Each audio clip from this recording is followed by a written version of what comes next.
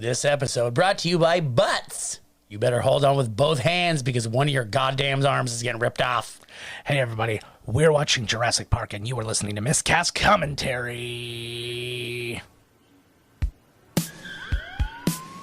You're listening to Miscast Commentary, where two guys have seen way too many movies and have way too much time on their hands. I have come here to chew bubblegum and kick ass. I'm all out of bubblegum. Now here's your hosts, Joe Finley and Todd Murray.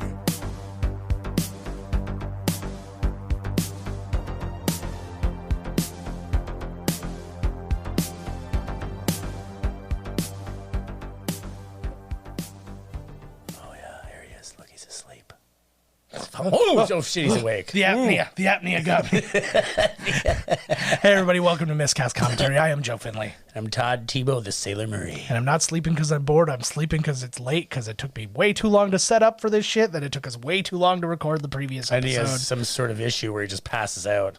Oh, yeah, because of my sugars. My sugars, baby, my sugars. Sorry, Mama, I got a case of the sugars. Jurassic Park. Yeah. It's one of those ones where I think about it, and I'm like, well, certainly we would have done that classic. I'm surprised by now we after haven't, 6 years. No, I double-checked. We have not It's done like one of the best, This is movie gives me like the feels so bad, like where like coming out of that movie was the same thing as like Terminator 2 in this movie. I just walked out of the movie just like, whoa. Like, it's very funny that you make those two comparisons, because there's some interesting trivia in here that's going to make you very interested. I think I'm trying to think of another one after Jurassic Park that I was like, fuck, that movie was awesome. But this movie, this is one of the ones that just truly holds up. Now, I mean, there's better CG and there's all that. That's the only thing that doesn't. But still good. But the CG is come on, let's go. Yeah. Okay, let's just do it. Let's get right into it. We're blowing our material now. Let's just talk for 2 hours about the movie before then it press starts. play and quietly watch it. Let's get all this out now because I want to enjoy it. I just want to enjoy it. Oh, like I said, I remember watching this movie for the first time and just being like, this movie kicks ass. I watched this in like a $2 theater way after it was finished. So it was at the Pendale, not an appropriate screen to watch. The Pendale. I have since seen this though in re-release, for in big theaters with good audio and stuff. Because this is going to end up being. I think that Spielberg did a great job turning the book into a movie, because the book is like really violent and the raptors like ripping guts open. I was going to say I just very recently listened to the audiobook of it, and the whole thing, it's actually funny. There's scenes in it that actually made it into the sequels because they thought it was too violent in this one. The first of which being the little dinosaurs, the little ones who attack the little girl. Yeah, that happens in the first book, but it to the point where it's in the hospital. They also eat a baby to death. Nice. And they just to death. They literally. I'm sure once the friggin' dinosaur takes one bite, like you're toast. No, but it's the little ones that are just ripping. Oh, I don't remember this part. Yeah. Oh no, this is great. No, but there were those teeny tiny little dinosaurs who would basically just nip the meat off of you, and they just ate the baby just outright, and that was not the best. I guess is a good way of putting it. But oh, you thought you were about to see a dinosaur? No, you're not about to see a dinosaur. It's a crate. I know. This is one of my favorite parts. Shoot her! Plus, the movie is like. They work you up to it. You know what I mean? Absolutely. And then all of a sudden you're like, holy fuck, and then it doesn't stop. It's like, Jesus Christ, the movie kicks fucking balls. Everything in this movie is earned. Oh, hell yes. Absolutely everything. That's why Spielberg's the man. Yeah. And this movie, for a good chunk of time, was the #1 grossing movie of all, period. It had beat E.T., which was the previous, so he beat himself. This movie was beat. This movie was beat by Titanic, which was then beat by Avatar. So it went Spielberg, Cameron. I wonder if Spielberg would ever direct a Marvel movie. I don't think he's fucking wicked. I don't think he's above it, because, like I said, he was going to direct Mortal Kombat. Oh my God! So he wanted to do it. That would have been awesome. But he couldn't. Scheduling didn't allow for it. Right. So I wonder who he would do if they gave him a. Who do you think? Who the hell would he do? I think he'd pick somebody we don't even know, like James Gunn or something. I think it would be somebody that we'd be aware of, but somebody who's just underutilized. I don't know who that would be. This guy has the strength to just pick the gate up. But like, I feel like they didn't even use like, look at the gate. Yeah, I feel like he'd do like a one-off X-Man. Oh, like shit. he'd do like an Iceman or something like that. You know what I mean? Oh man, I totally or don't remember Silver this. Surfer. Yeah, no, this was great. This Whoa.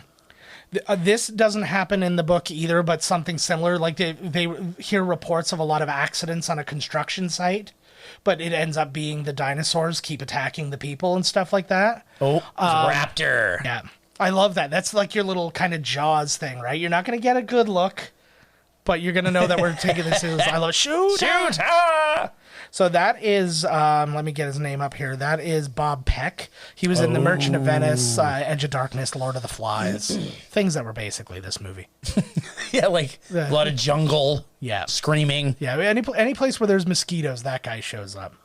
And this I 1000% do not. I think I only remember the moment that they show up at the park. Yeah. And this is Martin Ferrero. He plays the lawyer Gennaro. Amber Mine. There you go. Oh, I know what's going on here. Oh, sorry, man. We have the camera. Hey, it's Buddy. Yes.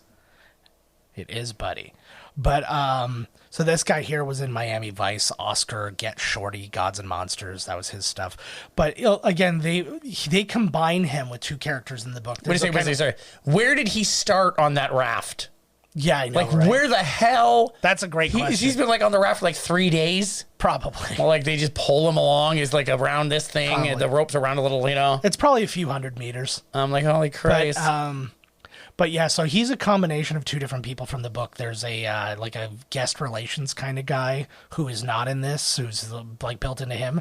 But then there's a lawyer, but the lawyer is almost like he almost feels like a CIA kind of guy in the book, where he's like, I'm going there to take this place down. Like it was like he wasn't there. The lawyer wasn't there to protect the park. He was there to take down the park. Right. But then they took the aspects of the other guy, the relations guy, and the PR dude to put all that stuff in.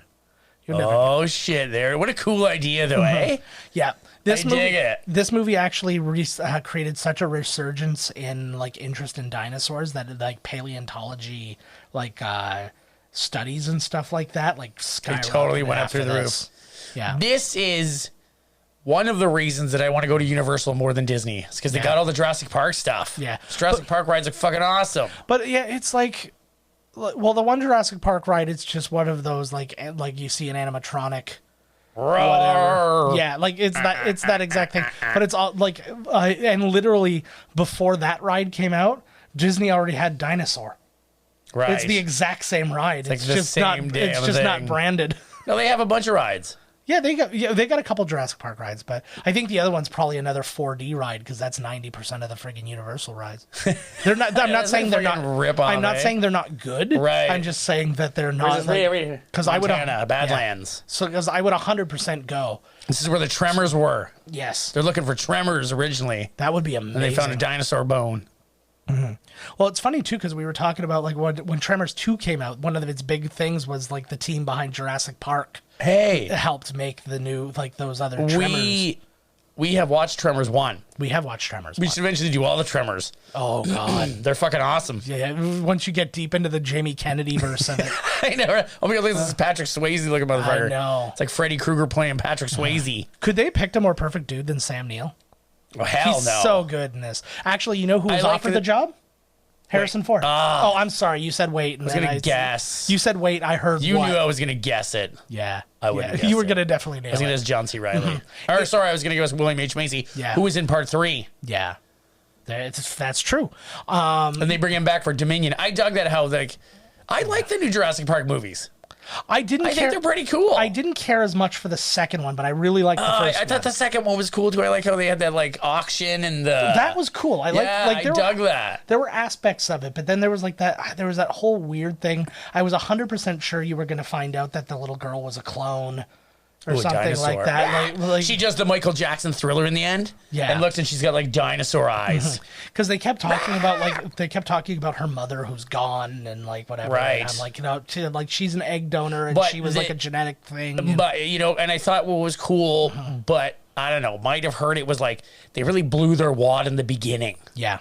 Like that whole scene was the big, huge scene in the movie. And then the rest of it was kind of like a thriller where like the one dinosaur is after them. Yeah. Yeah, but I like they brought in a lot of cool other dinosaurs. So you know what the fan theory is, right? That who this kid is? That's Jason's, or that's Freddy's kid. No. Well, that's who it like. That's the actor. But no, that kid. The theory is that's Chris Pratt from Jurassic World, and this is why he becomes obsessed with raptors. And then in the next one, he'll know Sam Neill. Yeah, that would be really we need that confirmation. And then Sam Neill will be amazed because he has an actual connection with Blue. Yeah. Wouldn't that be? I would be really, really impressed if they went through with that. I think that would be really, really impressive. I was impressed with the lion that also screamed back at the T-Rex. Yes, if that was a lion, I was just fucked right. Holy fuck! Get me the fuck out of here. Yeah, they're probably buds. In the movie, you'll see the lion will be riding the T-Rex. Well, usually they sleep. In the jungle of the mighty jungle, the lion sleeps tonight. Although the lions don't live in the jungle, that's a whole other thing. But like, that's why they're asleep. Mm-hmm. So in the books, only because I chop your junk off. I don't usually like to compare things with their books, but it's like because this one was so weird and different. I want to do there's some things I want to definitely address. In the book, he's older and he's an older, fatter, bald guy. And Sam Neill? Sam Neill. And Laura Dern is like a 20-year-old like grad student. He's like, she's his grad student, but they're not love interests at all. They're like, they have a platonic friendship. And they're, and she's got like a boyfriend and all that stuff. Oh, we need banter for a movie. Yeah. Well, to me, this makes more sense. I think Laura Dern hasn't been in so much, eh? Laura Dern's been in a lot, but like, I just don't know it. She's like just one of those always working people, right? It's just not a huge like Laura Dern. But she was in like A Perfect World, Citizen Ruth, October Sky, I Am Sam, Little Fockers, Enlightened, that show, Wild, Twin Peaks, The Last Jedi, Big Little Lies. She's upcoming in Jurassic Park Dominion. Mm-hmm. She's in the movie The Sun with Hugh Jackman and Anthony Hopkins coming up. Ooh. So she's got things happening. She's still going. She's always got something, and she's brilliant. I love her. I like her too. Oh, she's like. Cover up the old bones there. Yeah. There are some like Laura Linney and things like her. Like I can't get enough. They're good, like character actors. Yeah, they're never, Mm-hmm. So we're about to see John Hammond, the person who was offered the role of John Hammond and turned it down. I'll give you one hint. He turns down great movies all the time. Nicholson. Sean Connery. Sean Connery turned this down, turned Matrix down, turned Lord of the Rings down. He's like, he can't turn down enough stuff. Just cannot turn down enough stuff. Talk about Richard Attenborough, man. The man is a genius on two sides because he's been a super successful actor. He was in The League of Gentlemen, Great Escape, Flight of the Phoenix, Dr. Dolittle, 10 Little Indians, Miracle on 34th Street, Jurassic Park 2 and stuff like that. He died in 2014. But also remembering he directed A Bridge Too Far, Gandhi, A Chorus Line, Cry Freedom, Chaplin, Grey Owl was like his second last movie that he did. Like the guy just on either side of the coin is just fucking awesome. I love him in this role. Mm-hmm. I think he's so good. So good. And you know what's crazy too? Again, in the book, he's an asshole in the book. Like literally towards the end when everything's going wrong, he blames his fucking grandchildren. He's like, if I didn't bring those damn kids, everything would be going fine. None of these dinosaurs would have went crazy. Like, that's basically his whole thing. He's like, they ruined everything. It was going to be perfect. Your excitement. And that was the whole deal. Like, he has, like, no empathy. I dig him in this role because he's very, like, his heart was in the right spot for this park, but it was the scientist guy and all the tomfoolery that... He is, like... He is like the propaganda side of Walt Disney. Like when you hear the story of Walt Disney he's told like the from guy, people, there's like he's a man with a dream who wants to bring things out. And don't get me wrong, all that is true of Walt Disney. There's just more to it. There's just it's like all of that. Like what it stands for. Yes, and that's 100% where they go here. It's just that again, and they make the thing here. You know, if a small world like breaks down, like they don't eat the passengers. Right. So wait, is this him talking about the park here? Yes, with it being very vague about what they're going to say. Right. He's like, I'm going to come show you something here. You're gonna go. They essentially think they're going to an animal preserve. Can you turn those to the top? Turn what? The subtitles? The screen? No, I can't. Who the fuck? You can't even do that in this day and age. Yeah, I know, right? What the fuck? Sorry about that. You should review this TV. I'm going to review the TV. Let me look and see if I can do it. No, subtitle settings. Maybe I can. Size, no. That's just size. Yeah, well, I just... Oh my God, you paused the movie. Oh, no, we've paused it. You just made it bigger. Pause your movie. Pause, everybody pause. Like, just get out of here. Fuck that request. Okay, Let's go. you Here fucked we go. everything up. It's all your fault. So one thing I love, because we're watching this on Amazon Prime Video right now, and like they've done something that nobody else has done, which I find really interesting. It's just their overall like interface sucks. Yes. But like the fact that like when you move the mouse or whatever, you can see like it's got like your IMDb of everybody Yes, up. I or, dug like, that. and it's got like trivia. Or dig that. Like any of that Yes. stuff. What was I watching on Prime when I moved the mouse once, and I was like, hey, what the hell is this? Yeah, it's so cool. And it was like in this scene, well, it's like a pop-up video only. Yeah, I'll give you one hint of what I was watching. Community. Community. This is a JCVD. Yeah. No. Oh, here we go. This is great too. I was really happy to see this happen because Wayne Knight, like this is one of the few chances Wayne Knight got to prove that he was good. Like an actor. Yeah, like because I mean, like Newman's fun and all, but it's just it is what it is, right? And it never developed or changed. It just was like this is who he was on day one. This is who he was on day 10. I love how you can 10, just 000. Like have a little setting and that's where you are. Yeah, we are in Costa Rica. Yeah. Well, and the thing is, they shot the whole movie in Hawaii. Oh yeah. So, God.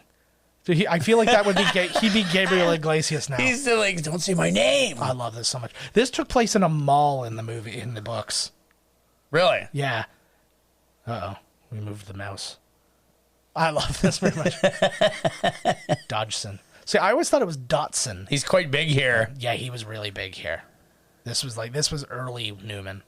This is like when they cast people in movies that didn't have to be like sculpted like Greek gods. Yes. Only the women. Only the women. Yeah, that's how American Gladiators came to be. That's right. Oh, this is neat. Yeah, this is how like I used to transport my drugs. Yeah. So an interesting thing was the product placement. Yeah, Barbasol. Barbasol. This just Spielberg's. They put down some real money on that. Yeah, right. But so what was interesting was Steven Spielberg. Before this came out, Steven Spielberg was in production or in like pre-production for a different Michael Crichton book, ER. And then the word about this book came out, but this book hadn't even come out. There was only a manuscript. It hadn't been published or anything.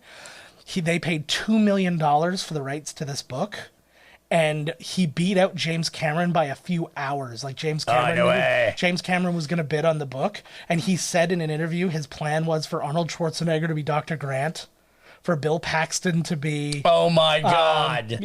What a shock, eh? Bill Paxton to be Jeff Goldblum there. Oh, and for my Charlton God. Heston to be what's his face, the old man. Thank God Spielberg got it. Well, he actually said... Holy even shit. said, thanks God Spielberg got it, because he's like, I would have made... like a violent, like it would have been like a violent action movie. Right. And he's like, Spielberg made the right movie. He's like, it was a movie to capture the imagination of everybody. And he's like, and he 100% did the right thing with it. I would have done the wrong thing. So I was like, I can appreciate that. At least he admitted it, right? That's cool. I like that. Yeah. Nobody can say a bad word against Spielberg. No. Well, except for Lloyd Kaufman. Well, yeah. Well, Lloyd Kaufman for obvious reasons. Lloyd Kaufman will say bad word against anybody if it'll get him attention. But so, anyways, Steven Spielberg, he's right. He's working on ER, the Michael Crichton thing. Then this thing comes out, so he goes out. So wait, but was then the he show goes, ER based on that? The show ER is based on Michael Crichton's book ER, which was going to be a movie. Spielberg and Crichton produce ER. No shit. So that's that's how that all came to be. I did not know that. Spielberg and Crichton produce ER? Yeah. Well, Crichton is the creator of ER because it's his book and stuff like that. I don't know, like, what is a book ER? Like, is it one episode? I don't know. Like, what the hell? You bring a rock star.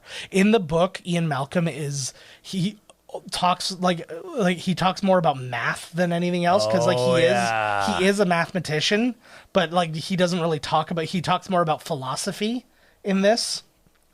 Like we're at 20 minutes into the movie, we've seen a dinosaur's eye hole. Yeah, like maybe a little bit of his face. Yeah. And still no complaints. All in. The movie has so much payoff when it starts, and it's just like... It truly is. Like, because, God, how long is it? It's like 30 minutes in before you see your first dinosaur or something like that.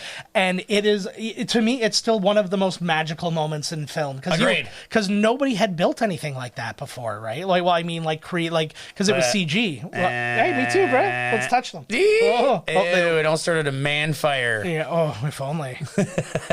I'm just trying to find some other little tidbits. So wait. So you said that like they made Hammond. Yes.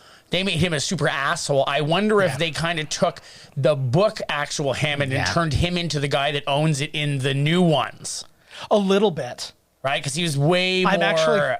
I'm reading I'm listening to a Thrawn book. Like he wasn't a complete dick, but you know, because eventually he was like, "Fuck this! I got to help these people." Blah blah. Yeah, because I mean, but he was a little more brutal than. The overall base of Hammond is he had a dream that he wanted to give to people and all this kind of stuff. I had a dream, but then it was a wet one. Yeah, but then he becomes so obsessed with it that he becomes like jerkish, and he's like, it's like right. His obsession consumes him. You can't kill my dinosaurs, and then like it's so ridiculous, like because they're talking about if an animal got off the island, because that's what happens in the book. Animals got off the island, and he's like, that can't happen, and blah blah. Like, and it's just like there's so why when the pterodactyls fly the fuck off? Like, how beautiful is this? How much? Like, I would give anything to fly to this place. This is Hawaii, yeah. I want one of these Jeeps more than anything. Just a Jurassic Park. I'm surprised that Jeep hasn't come out with the Jurassic Park. I'm willing to limited bet they edition. Did. I'm willing to bet they did. That it was just one of those things that they didn't really advertise. Imagine, right? Okay, so now you see the fence. You're like, the fuck, like. Mm-hmm. So a little interesting thing too. Spielberg. Oh, yeah, it's Jeep. Yeah, Spielberg directs Attenborough here. Attenborough beat Spielberg for the Oscar in '83. Which one? He won for Gandhi, beating E.T. Which I'm okay. I'm okay with that. Like that was like I loved E.T., but like that was Gandhi's like one of the classics of all time that nobody will ever watch again. Yeah, exactly. Because it's like 4 hours long. Yeah, and nobody has the attention span. Saw it, got it, done. Moving on. Interesting too, Steven Spielberg to date, I don't think this has been beaten yet. Steven Spielberg made more money off of this movie than any other person has made off a movie in history. Really? He made $250 million. Spielberg himself. Yes. He through his salary, bonuses, and profit sharing. So, what did somebody was talking to me too about? Oh my god, like the director never makes all that much money. The actors do, and I was like, well, because the actors are the one pulling it in. Yeah, but Spielberg's a name now that it's like, fuck yeah, who knows what he? What do you think he makes per movie without points and everything? I don't know, to be really frank with you, but also because he's the producer of his own movies, he's underpaying himself. Right. Like it's not like he's being sought out by other underpaying himself. Yeah. Oh, here we go. Well, and that's because he wants to get the movies done that he wants. He doesn't give a fuck either. So he's rich as fuck, right? So he's like, I'll just do it without a salary. Take a pay cut. Yeah. He's like, here we go. Yeah. He's like, if to save an extra $5 million, I don't have to work. I don't have to like. He's like, turn your head. I know. I love that so much. I'm constantly trying to turn people's heads like that. Like this is looks pretty good beautiful. still. It does. Like it's not bad CG. It's just that there's been more improved. This is a movie they could re-CG. I wouldn't. Yeah, but it's still so because but the practical effects are there. There's so many practical to only in big shots like this. It's anytime you see a full dinosaur, it's CG. Whenever you see a partial dinosaur, it's right. It's practical. But no, well, the one lying down, he's sick. Oh, but still technically not a whole dinosaur because like it's flat on the bottom. Right? I would absolutely not go anywhere near this thing. Yeah. You might accidentally stomp ya. Now, would you, in a world where they were smart enough to leave the carnivores completely out of it and they had brachiosaurs and stuff like that, would you go to that Jurassic World? Sure. I think I would too. Yeah. Because it's like, even if it was just like a helicopter tour. You know that the troll's going to be like, oh no, T-Rexes? Yeah. Yeah. Yeah, call me when there's a Utah raptor. Like in the new ones where they're like, the park is losing. Yeah. I don't understand how, which is funny though, it's the truth of like human nature. Yeah. How in God's name could you go to this park so many times that seeing that motherfucker in real life would be you'd be cool. You'd be bored. And you know what? I thought about that a long time ago because I still I go to Niagara Falls that's exactly what I was going to say. Yep. I still go there and marvel at I'm like, people come to this place and they see this for the first time and they've seen nothing like it. Yep. I've seen it thousands of times and it's like, you think I take it for granted, but it's like, it's so good. And I go down there and sometimes I don't go see the falls. Yeah. But every time you go and look, it's always like, wow, gee, look at this thing. You just look and you're like, wow, this exists in the world. He just shit himself and passed out. He should look back and see that his legs. He's like, oh, you ruined my nice entrance. He was expecting them to be standing side by side with him. But I would who wouldn't be totally satisfied seeing these things? Fuck. It's something you never could have seen before. It's gorgeous. Could have dug the craziness of the new ones too. How he's like a pact with the rat, you know, like because they kind of follow the same path of these. Yeah, it's almost like what they did with Star Wars. Yeah, it was kind of the same. Yeah. You know, they find the Jeep, and they at least there's, you know, the nostalgia of like they're running through the same area, and like there's the old Jeep, and and the old communication center and stuff like that. I was down with that. The one thing I didn't like, because they went with like two kind of bad guy modes. They're like the genetic testing mode on this side, but then we're gonna weaponize them on this side. They should have left the weaponize out altogether. Like just make it all about the genetic stuff and like the army's gonna use this. There's gonna be like a fleet of raptors that runs into North Korea and takes him out. You'll never find in a million years a military man who's like, whoa, if that was a possibility, I'd totally do that. Like never. What do you think though? I think that Colin Powell was asked that, and that's what made him die. Like, okay, we have two options here. We can either build a nuclear bomb, or we can genetically make dinosaurs and weaponize them. Yeah, which one's going to be more expensive? The dinosaurs by a lot, I assure you. I was thinking, like, because the lawyer is here. Yeah. Because he's like, the investors are fucking pissed off at you, blah, blah, blah. Like, how the hell much would this cost? Oh, my God. Yeah. Like, dear God. Well, I think they kind of cover that. $1 trillion. Because it's like, it's been like billions of dollars over like a couple dozen years that we're working on this. Oh yeah, here's the. See, this would be a fun this should be the ride. Right? Well, I don't know what their universal like track. Or this should be like when you're waiting for the ride. Yeah, this should 100% be the ride though. It's just that's a brilliant idea. It's kind of like what they do with Rise of the Resistance, where they have one spot where they're taking you from one place to the other, and it feels like you're on the ride, but really you're still in line. Right. I think that would be really cool, actually. It would be you going across here, but it's just taking you to the other side of the thing, so you can get off, and then like you go through the area, like the lab. You'd be walking through, and you could watch and see like animatronic legs and stuff, and being moved around, and like the guys in the lab coats walking around. Then you end up on the other side where the Jeeps are. Because I think it's the Jeep ride is the thing, right? And then there's fences. And there's a water ride, too. There is a water ride. Wicked. Yeah, the water ride looks fun. Oh, yeah, there's that little DNA guy. Yeah, I know. That's like Forky's bro. I'm from your blood. I love it very much. Is that Matthew McConaughey as the DNA strand? That would be amazing. No, because he's not driving a Lincoln. Yeah, Even back then, I drove a Lincoln. Yeah. So a big thing worth noting, this was I think one of my first experiences with real behind the scenes stuff in a movie too. Oh, like when they show you, like when you really learn about how they did stuff in that. So one big thing was originally all of the dinosaurs were supposed to be stop motion or animatronic when they were like up close and big, and then they saw that the CG capability was there, so they decided to forego the stop motion. Right. And Phil Tippett, who had been like a stop motion guy and a miniatures guy through like Star Wars and all these other things, got really bummed out. Like he's the guy who actually came up with the line "We're extinct," which they say in this very shortly, actually.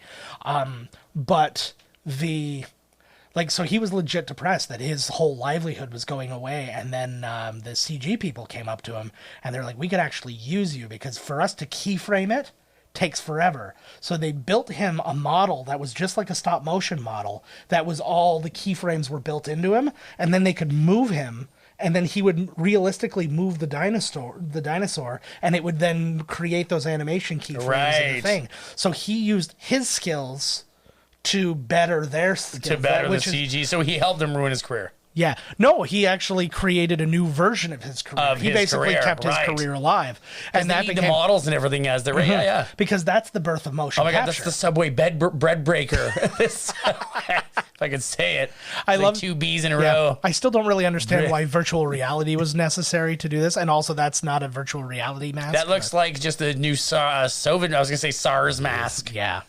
The SOVID mask. Oh, looks like I added a couple of alpha-getties. Yeah, I was just gonna say and alphabets. There you go. Probably that's what they didn't come up with. They're like, we need something to go with the alpha-getty, and they're like, alphabets, boom, DNA strand created. We sorted it out. Turn moves on. Here we go. This movie also very responsible for the Star Wars prequels because the supervisor of the special effects was George Lucas. Because it's this? Yeah, because this is a Skywalker. This is an ILM thing. That's why it was Phil Tippett and all those guys. It was all the same crew. Right. But he saw erotica. He saw the CG that was being created, and he finally realized he's like, I can make the next Star Wars. I can do this. So it was right around this time that that's he like did when James Cameron. he did the re-releases right around Right. this time. Well, like a couple years later. When James Cameron saw Gollum, Yes. he was like, we could do Avatar. Yeah. I was gonna say James Cameron saw Gollum. He's like, oh, our camera went out. Good move. Oh, they're back. Woohoo! No, it's Yay. oh no, what's happening? At least the movie's still going. Yeah. I gotta fix the movie. Oh, they're getting out of the chair. Never get out of the chair, guys. Never get out of the chair. I don't know, maybe unless people are dying. Oh, there he is. Is the battery dying? Sam Jackson. I don't think this is that. Wonder where he was. Like, I'm sure you can tell us what Sam Jackson was doing. We're back. No, I actually didn't. Because we've covered him so many times, I didn't look him up again. I just wonder what he was in before this, because he just takes kind of not a minor role. Yeah, I guess it's a minor role, but he gets some lines and some screen time. And this is right around, I don't know what came before or after, but this is right around Loaded Weapon, Amos and Andy. Okay. Things like along those lines. But it was after, what was it, Juice? Yes. Yeah. No, he's not in Juice. Oh, wait, is he? Yeah. The only reason I know is I remember Dave Chappelle yelling it when he was doing Sam Jackson. Oh, right, yeah, I was in Juice. That was a good one. So this is great. So the biggest lie of this whole movie, other than dinosaurs existing, is the fact that they make the raptors so big. The raptors are like 6 feet tall in this. Spielberg wanted them to be 10 feet tall, and they're not. Velociraptors are about 1.5 feet tall in real life. Really? Yeah, they are small, but they're genetically modified. Yeah. I guess BD Wong, he was at it early. But during the making of this movie, they discovered a new type of raptor, the Utah raptor, which they had 10 feet versions of those. So they ranged between 6 and 10 feet. So they should have just called these Utah raptors, but they're still raptors. Yeah, they're still raptors. But it was really interesting. And then that was another thing Phil Tippett said. He's like, oh my God, he's like, we live in a world where we create it, then they discover it. Anybody would actually have a problem with like the lie, the dinosaurs actually this tall, you idiots. Like, well, they would be concerned. I mean, the scientists would be concerned. How is this place not going to get overrun? Because there's no way you can control the mating. And so I get that. Good old BD Wong. BD Wong. He's a guy who I forget how much stuff he was in. So he was in The Ref, Father of the Bride 1 and 2. He was in Executive Decision, 7 Years in Tibet, Mulan 1 and 2. My favorite role is Oz. Oh yeah, Father Ray Makata. He was fantastic in that thing too. What else was he in? He was in Law and Order SVU as the Shrink for many, many, many years. He was in Bird Box, Mr. Robot, Gotham. He's also going to be in JP Dominion. He's like the bad guy now, which was what an interesting twist. Imagine, so you're in this movie. He's in this movie for 2 minutes and then not in the next 2. And then they come back in the next one, and he's the bad guy. They come back and they're like, "Hey, man, you've been the bad guy the whole time." What? Like, yeah, man. Yep, you're the mastermind. And he's also in a show that I did not know existed, Gremlins: Secrets of the Mogwai. What is coming out? I don't know where it's coming out. It hasn't been made yet. Secrets of the Mogwai. But the show stars him, Ming-Na Wen, and James Hong. Nice. And so I think James Hong might be playing like the old. I think this is like a prequel, because it's all Chinese people, right? And the Mogwai. So I have a feeling that James Hong, either James Hong or BD Wong, is the old man from Gremlins. Mogwai not for sale. Yeah, but either one of those. They got it. Yeah. So it's yeah. So I'm really interested in seeing. I think they had this come out in Lego. Yes. I gotta tell you, man, I fucking love Lego sets. I know they're so still hot. Like, kids love Legos. Yeah, but they just make them look so good now that this poor bastard. There is a whole sect of TikTok for Lego people.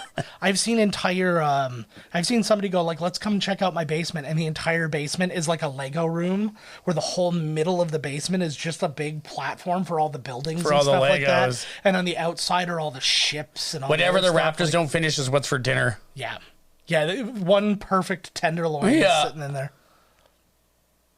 I can't see nothing. This park sucks. Also, let's There's like 5 raptors in this tiny little thing. What the fuck are you gonna do here? Yeah. What I also not a big fan of. Well, I kind of get what they were doing though, because if the point is they get a lot of speed and they're aggressive, you don't want them to have a lot of momentum.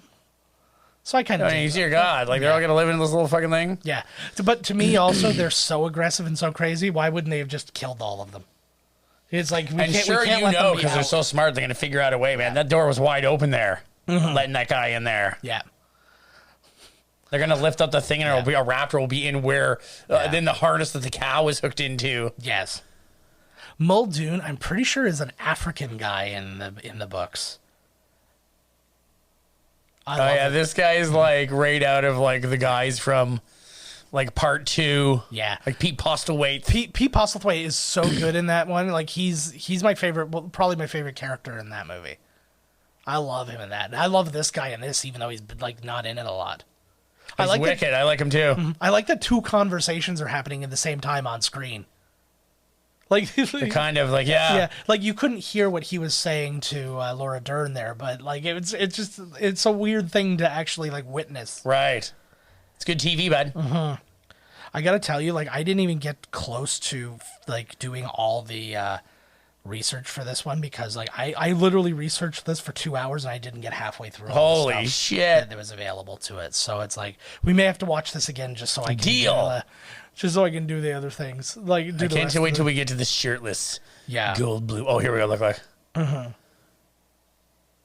oh man. Yeah. See, to me they use a new thing every time. Yeah, I was gonna say they need to figure out a better way of like dealing with that. Like even like having the cow at the edge and just pushing him in. Probably like just a throw more him efficient in. way. Because he's not moving around anyways. Why does she look grossed out by that? She's a vegetarian. Yeah, no, but she's not. First off, and also it was just like it looked. Is like she the only one eating? Sea bass. Yeah, so far she's the only dishes. one. Oh no, okay. Oh, there we go. Wait. I was just trying to see if that was the dude. Because the guy who played Elaine's boss is like his butler in part 2. And I honest to God thought that was just him serving one of the dishes. Probably wasn't, but it's weird that all the waiters are old men, but let's not go beyond that. I think they're talking about like the cost and how it's like only going to be for rich people. Like, who the hell would be able to afford this? You have to take a plane all the goddamn. I guess it would be like going to Florida. You would have to take a flight to Costa Rica, and then have a chartered helicopter to bring you into island. And although you would imagine they would probably have some kind of resort on the outside. Yes, that would then bring you in. Like they would probably have flights. That's what they should have done. They could. That's what they should have done in part 2, man. There was like a resort on the outskirts, and that gets attacked. Yeah. We got to stop the dinosaurs from getting to the resort. My parents are there. Well, that's what I liked about Jurassic. That's what I liked about Jurassic World, though, is kind of the ultimate hubris of man. Yes, this went horribly wrong a number of times, but we got it figured out this time, so don't sweat it. Yeah, and now we're going to make a super dinosaur. Yeah. Whipping it out. Yeah. I'm getting my little velociraptor out. Oh, there we go. Yeah. Oh my God, he's 1.5 feet. But yeah. Whoa, he's getting all worked up here. Goldblum is amazing in this movie. He is so like he's like, this is gonna go wrong. Yeah, like he's very just Jeff Goldblum, but he plays it perfect. He's so perfect. And the one thing they did, because Michael Crichton and Dave Koepp wrote the screenplay together for this. David Koepp, for people who don't know, is a crazy career. He wrote Toy Soldiers, Death Becomes Her, Carlito's Way, Mission Impossible, Snake Eyes, Panic Room, the first Sam Raimi Spider-Man. He's got upcoming movies called Kimi, starring Zoe Kravitz, Green Hornet and Kato. The Bride of Frankenstein. We talked about that before, but Javier Bardem is playing Frankenstein's monster. No way. So it's like they got some stuff coming out. And then Michael Crichton, he's responsible for books like Congo Sphere, The Andromeda Strain, and he wrote Westworld, the original Westworld in the 70s. Yep. He wrote Twister, and he's the creator of ER, as we said. Wait, so he co-wrote the screenplay for this? Oh, this goddamn camera keeps going out. He co-wrote. So like what? So Spielberg must have been like, I want you to cut all this crazy shit out, get all the violence. Yeah. He must have given him some notes or something, right? Like. Oh yeah, absolutely. Like, this is what I want you to do with it. That's neat that he had the original guy. I did not know that, actually. It's probably like in the main goddamn credits. I didn't even like... Yeah, well, he's full on a co-writer of the movie. I'm too busy like on a dinosaur high after the movie's done, so I don't even notice. Oh, you got it right, buddy. Here comes the philosophy. Maybe it's on a timer. No, it's not on a timer. Maybe it's a tumor. I think the camera was just loose. We're just going to have to deal with these such things, and now you're kind of off-center. He's like, what the fuck? He's like, look what you're eating. Who cares? Here, slide Somebody over a bit. shred this carrot. Yeah. He's like, what are you talking about? Look at this salmon we're eating. I just like, oh, it is that dude. That is Elaine's boss, but he's also in the second. He's Mr. I like my Yankee beans. Yeah. But it's funny because he's barely. It is Pittman. Yeah, he's barely in this, and then and they still brought him back for the next one. So we've got Ariana Richards here, who we know from Tremors, and we've already talked about Tremors and stuff like that at the beginning of this. And then the boy's name escapes me because I forgot to check it, so now I have to look it up. Oops. See, now we're at 42 minutes and nothing has happened. Yeah, right? And it's... Because they're just working you in. Yeah, and it works, It totally does. It just works. This is like Rambo 3. Like, when it starts, it doesn't stop. Yes. Until a fucking tank and a helicopter smash into each other. Oh, God, we got to get into the Rambo movies. Sexual so we can get that violence. Oh, my God, look at this. Look at this back in the day. Oh, my God, they're playing Donkey Kong Country. So, in the books, the boy is the computer whiz and the older sibling, and the girl is just a whiny little snot. Like, she legitimately almost wrecks everything. He's trying to call for help. He's the only one doing it, and he's doing it, and she's like, I want to talk, and she just starts smashing buttons, and he's like, stop, you're ruining it. And she's like, I want to go first. And like, He's like, oh my God. and then they're sitting there, and there's like friggin' dinosaurs in the building. Like, we have to cry. We have to be quiet. We have to be quiet, or we're gonna get eaten. She's like, I want ice cream. He's like, stop yelling. He's like, I want ice cream now. Well, Like, who would ever act like that? and that's the whole Like, the kid book, would man. be terrified. That's the whole book. Like, I'm sure the kid would be like, I don't give a shit the dinosaurs are chasing us. I want ice cream. And don't get me wrong, the ice cream looks good. So it's Joseph Mazzello plays Gelato. Tim. He was in The Social Network. He's in Bohemian Rhapsody, which I didn't realize. I believe he was in Jumanji, if I'm not mistaken, but I gotta look it up. I don't know if he was in Jumanji. I thought he was the kid in Jumanji with Kirsten Dunst, but I might be wrong. He was in G.I. Joe Retaliation. And That's it. Raising Helen. Oh, she's got a crush on you. No, he wasn't. Oh, she looks like a young Laura Dern. Yeah. Oh, he was in the River Wild. Okay, yeah, so it wasn't. Whatever. Oh, Jersey Girl, though, so that's good. Ooh. Oh, but it's not that Jersey Girl. It's Jamie Gertz and Dylan McDermott Jersey Girl. Oh, the good one. Yeah. The original. Hot. Look at this. Oh, shit. There's a hurricane coming in. Well, There's a hurricane coming through. And what's hilarious is there's an actual hurricane. There he is. Yep. Finally, some Sam Jackson. There we go.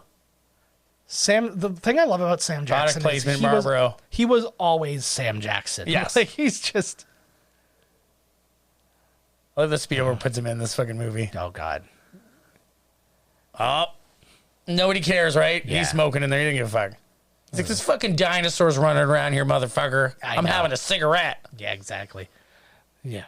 So I just don't like the idea of smoking in the workplace. It grosses me out. It's true. I can smoke at my workplace, though, because it's outside of the boat. That's But I don't different. actually That do is that different. because it's illegal. Yeah. Oh, okay. So, but I could Yes.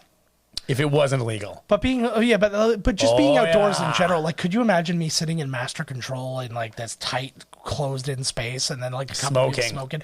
When we went to Vegas, Like the fucking 80s. yeah, when we went to Vegas, that was the first thing I noticed is that there's smoking in the airport, and they have this. Or no, there's no smoking in the airport proper, but they have a smoking section where there's like Right. it's like there's a casino in the airport, and it's closed in, and the whole thing you can just see the smoke like floating around. Oh, and, yeah, it's like the people are bingo just- hall. It's like not the even American like casino ventilation. back in the day. You could smoke in there. It was just like, oh my god. Well, you like, could smoke indoors at a lot of the places in Vegas, and it's gross. You just want there's certain places are good. They have such good ventilation, you'd never know. Most of the big casinos and stuff. You'll see people smoking. You don't smell smoke unless you're right next to them.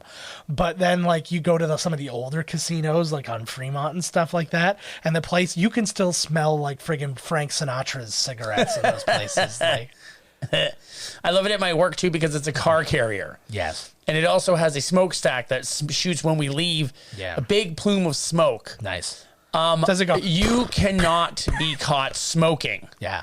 You could stand next to a transport truck that is spewing exhaust everywhere. Yeah. Yet for me to be holding a cigarette is the biggest fucking no-no. Yeah. It is such a fucking joke. Yeah. Even if you're standing in the middle of the terminal parking lot with not a soul around. Yeah. You're in trouble. Yeah. It's like, this is fucking ridiculous. Well, not me, because I'm above the law, but... Well, yeah. Yeah, I had 4 Soviet shots. I don't give a fuck. One day you'll see COVID. Butterfingers? You'll feel so good to be right. Oh, there he is. So good. This is basically me and this is what my job is, by the way. If anybody's... Drink tab. Yeah. Oh, Jolt! Yeah, there you go. It's me Oh my sitting... God, he's drinking Jolt. It's me sitting in front of a lot of computers with a lot Giving of status. sass to the boss. I give a lot of sass to the boss because I know things that other people just don't know. That's how the computer works. You plug it in. Yeah. Huh? Oh, sorry. I said Phil Tippett earlier when I said the stop motion. It was Dennis Muren was the guy. Phil Tippett is the... Oh, wait, no. This. No, sorry. Dennis Muren's the CG guy. It's Phil like Tippett's dad the guy. I was right scolding the first time. son, eh? Yeah. He's like, Yeah. I like that this is like, this whole place is run by like 2 people. What's that? This whole place is like run by 2 people. I know him too because he's at like the main monitor watching the things and he's at a little TV. Yeah. You think it would just be like a wall of TVs with like an army of clickety clicking and like fucking. But I did very much appreciate that because they do talk about that because obviously they're not going to have like 40 extras in the background, right? And computers and stuff. So they just say he's like, "Hey man, I made this place so you could fully automated, so you could run it out with no people." And I was like, "Boom! You've given me the line that makes me buy it." Yeah. And so they said that in this. Yeah, he does. In that little argument, in fact, he's like, nobody could have done what I did for the amount of money you paid me. Yeah, like fuck that. Yeah, and in the thing, that's the whole reason he did that too, is that he got underpaid, and like I guess like the dude like missed some checks or something like that. Or I love this too because it makes total sense. They're not going to be just standing right at the gate. Yeah. Like, what the hell are you going to look at here, for fuck's sake? This is like every zoo experience I've ever had. It's like, where is everything? And there's like one spot. There's like one blind spot in the whole paddock, and they're all there. That's where they are. Yeah. Cool. That's so either they too. Fuck that. So either they're all hiding over there, or they've all escaped, and this trip's going to get really interesting really soon.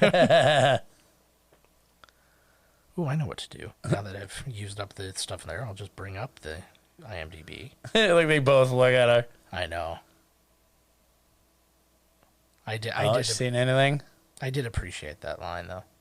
We're gonna tempt the T-Rex. Oh, this poor goat. Yeah. Where'd they get this goat from? What goats are us?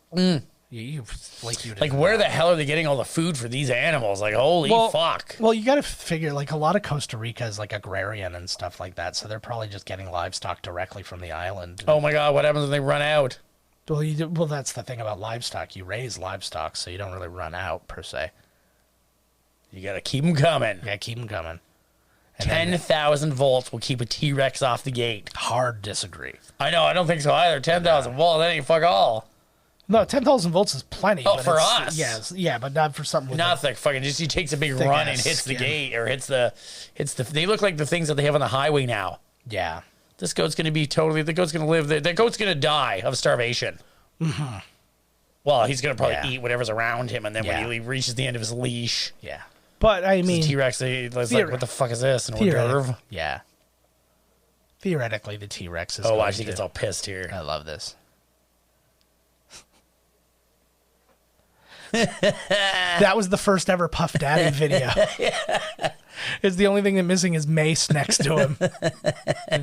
With the That's my Mace impression. Well, see, they're just doing the first tour just to work out the bugs. Well, and that's the whole thing, right? Then they get those crazy bubbles that you can... It should have been like...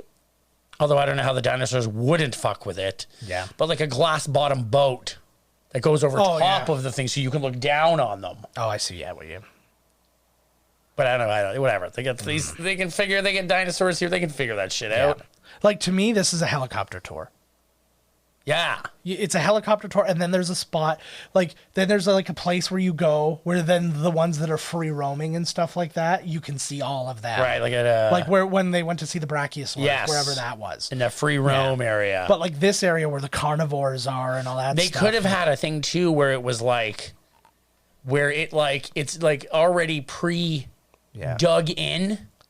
Like a tunnel that was not just the top of it is all along the ground. Yeah. And it's totally, glass or whatever that these things can't break, and you can just go through there and just keep searching around and there it is, there he is. Do you know what I'm saying? I do, but I wasn't listening. No, I get what you're saying. Like a bullet train that could go through just that one. Yeah. And you could look at it and it won't be able to. Even with like a potential, like another like protective glass kind of tube around that. That's what I'm saying. If the whole thing was freaking made of concrete or something, but it's like it's like this is the ground. It's like this. Yes. But then there's like window spots that you could stop and look out and see it, and you could search the whole area. Yeah, that'd be cool. Because he could just step over it if he wants to fuck off over there, right? Like it ain't nothing. That'd be cool. Yeah. Talking to myself. Is that chaos? There was like an Etch-a-Sketch there. Yeah. He started like saying things are chaos theory, like Alanis Morris said things are ironic. Not ironic at all. He's like, I'm sitting here by myself. That's chaos theory. No, it's not. It's not a chaos theory. He's alone. Isn't it chaos theory? I like how Nerdry Station looks like my room. Just shit everywhere. No food. Just pop cans. Us geniuses have to. That's right. Such things. Clutter. Yeah. Just garbage everywhere. My wife will never understand. That's why I told her if we ever got a house, I was like, I'm gonna move all my stuff in. I'm gonna get my I'm gonna get like the podcast and stream and like just the overall content creation station set up. And then if there's enough room for her, I'll send for her. Nice. Oh, only someone who loves that me means he would. likes like he's trying to like. So Ariana Richards there, she became so into dinosaurs while shooting this movie. She actually went and assisted the paleontologist who was like the technical advisor on the movie. He went and did a dig the following summer, and she was his assistant. No way. Dig.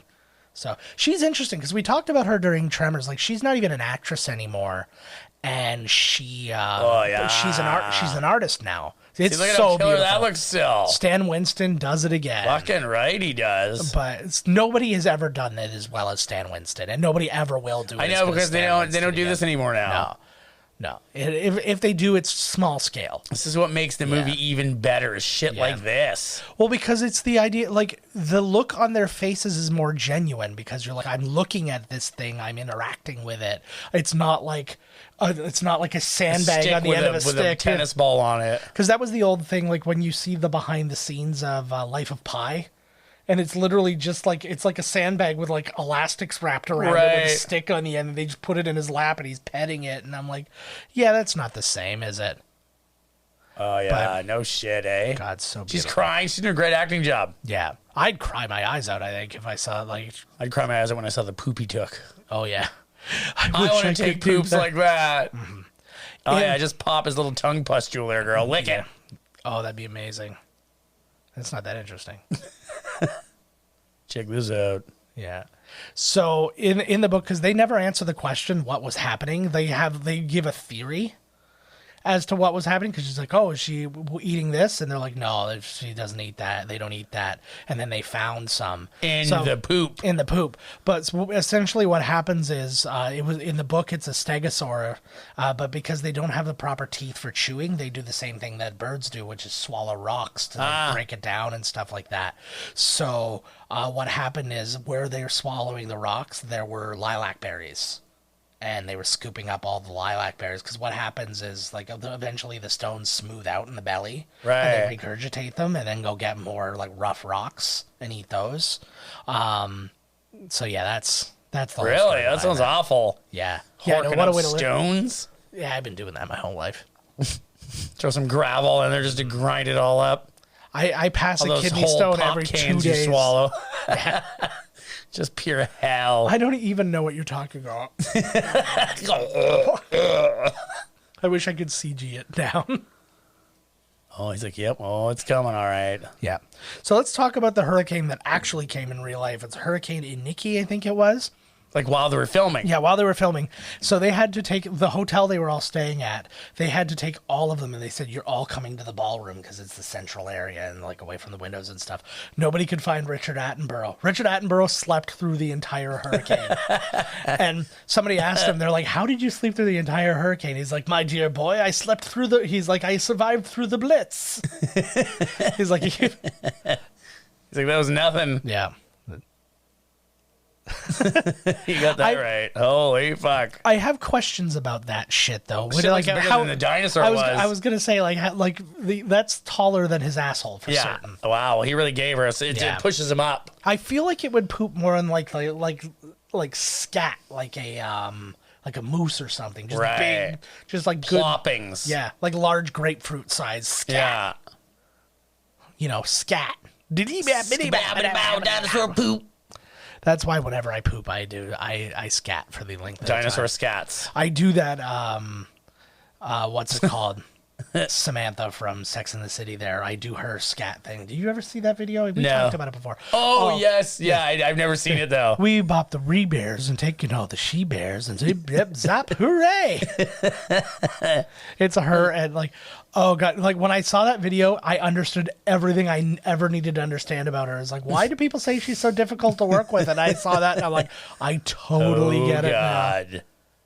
Look at that, eh? Oh, man.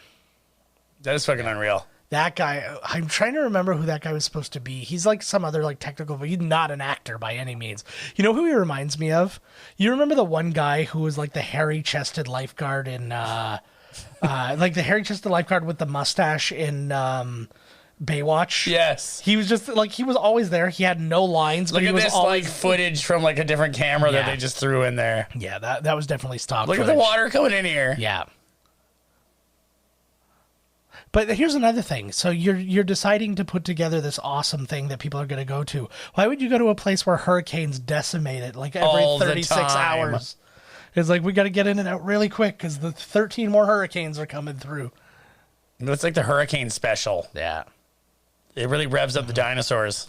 All that water hitting their scales. Yeah. While I don't know its actual feasibility, it's probably not feasible at all. I loved the explanation they gave for how they got the dinosaur DNA. Out of the I dig it too. My only thing is that you're telling me a little mosquito is going to bite through a dinosaur's skin? Mm-hmm. I was going to say they probably could. There's probably spaces on a dinosaur that they could get to. Because it's so huge. It's so huge, and there's got to be just even around the lips and stuff like that they could get something. I don't know, but man. But the hide on the side, they wouldn't be able to get through the hide like that unless they've got. Of course, you're talking about a time when mosquitoes were probably also considerably larger. Those ones were pretty small. Those ones were probably small, tough as nails because it is dinosaur times. Yeah, so their thing could probably. Yeah.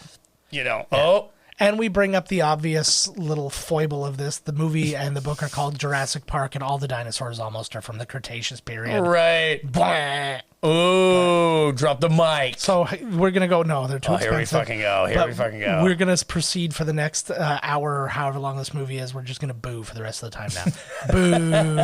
Let's get into it. Boo. Pretend it's Halloween Kills. Boo. Occasionally. I love that.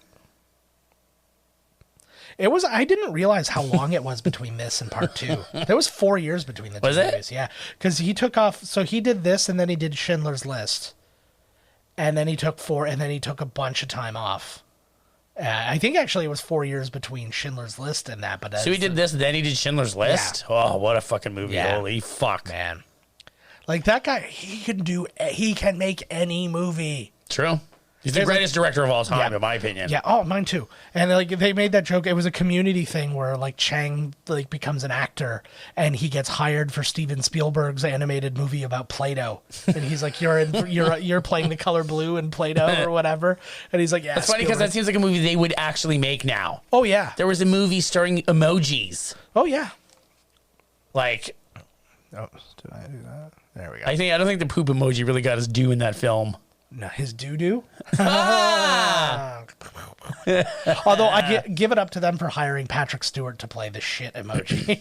Oh, was it? Yeah, I never saw the movie. I was like, come on. I watched. Yeah, it's whatever. They did good hiring though, because like T.J. Miller is supposed to be a meh emoji, and his parents are also meh emojis, played by. Wasn't he canceled? Well, for a bit. I don't know where he's at right now. He's still canceled. And then Stephen Wright was his dad in it, and Jennifer Coolidge was his mom. That's amazing. And they're both like Stephen Wright as a meh emoji. Of course it is. Of course. It was so good. But like, who else was That's how a movie sounds. Just Maya you Rudolph. Explaining them playing those characters. Maybe the movie's smarter than I take it for. No, well, I mean, there's thought put into it, but it's still a dumb movie. Yeah, we are fucking, if that's what you're asking. Just because I'm not like all over her every second. Yeah. He's like, I'd be fucking her right now if it wasn't for you. Trying to cock. Oh, they're still gonna bang later. Yeah. Yeah, the things are stopped. It's like, well, nothing else to do. He's just going at her, and like Tim's in the seat next to him, and he's like still asking him about other like. Fine. Like, I thought he was actually called nerdery. Yeah, no. It's a Nedry. Oh, here we fucking go. It's Dennis Nedry. This should be an escape room. You're Nedry, and you have to get all the embryos and bring them to the.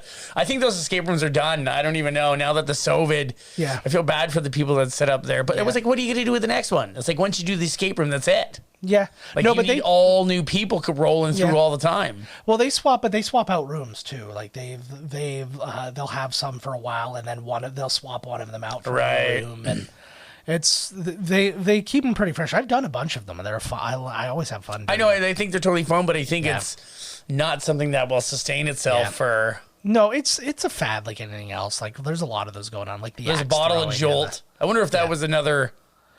Probably. But Jolt is like such a funny one, like But they went with the right one for that character. Yeah, that's for damn sure. So that's what makes me actually feel like it's not a product placement as much as it's kind of a benefit, like to a Jolt. Proper, right?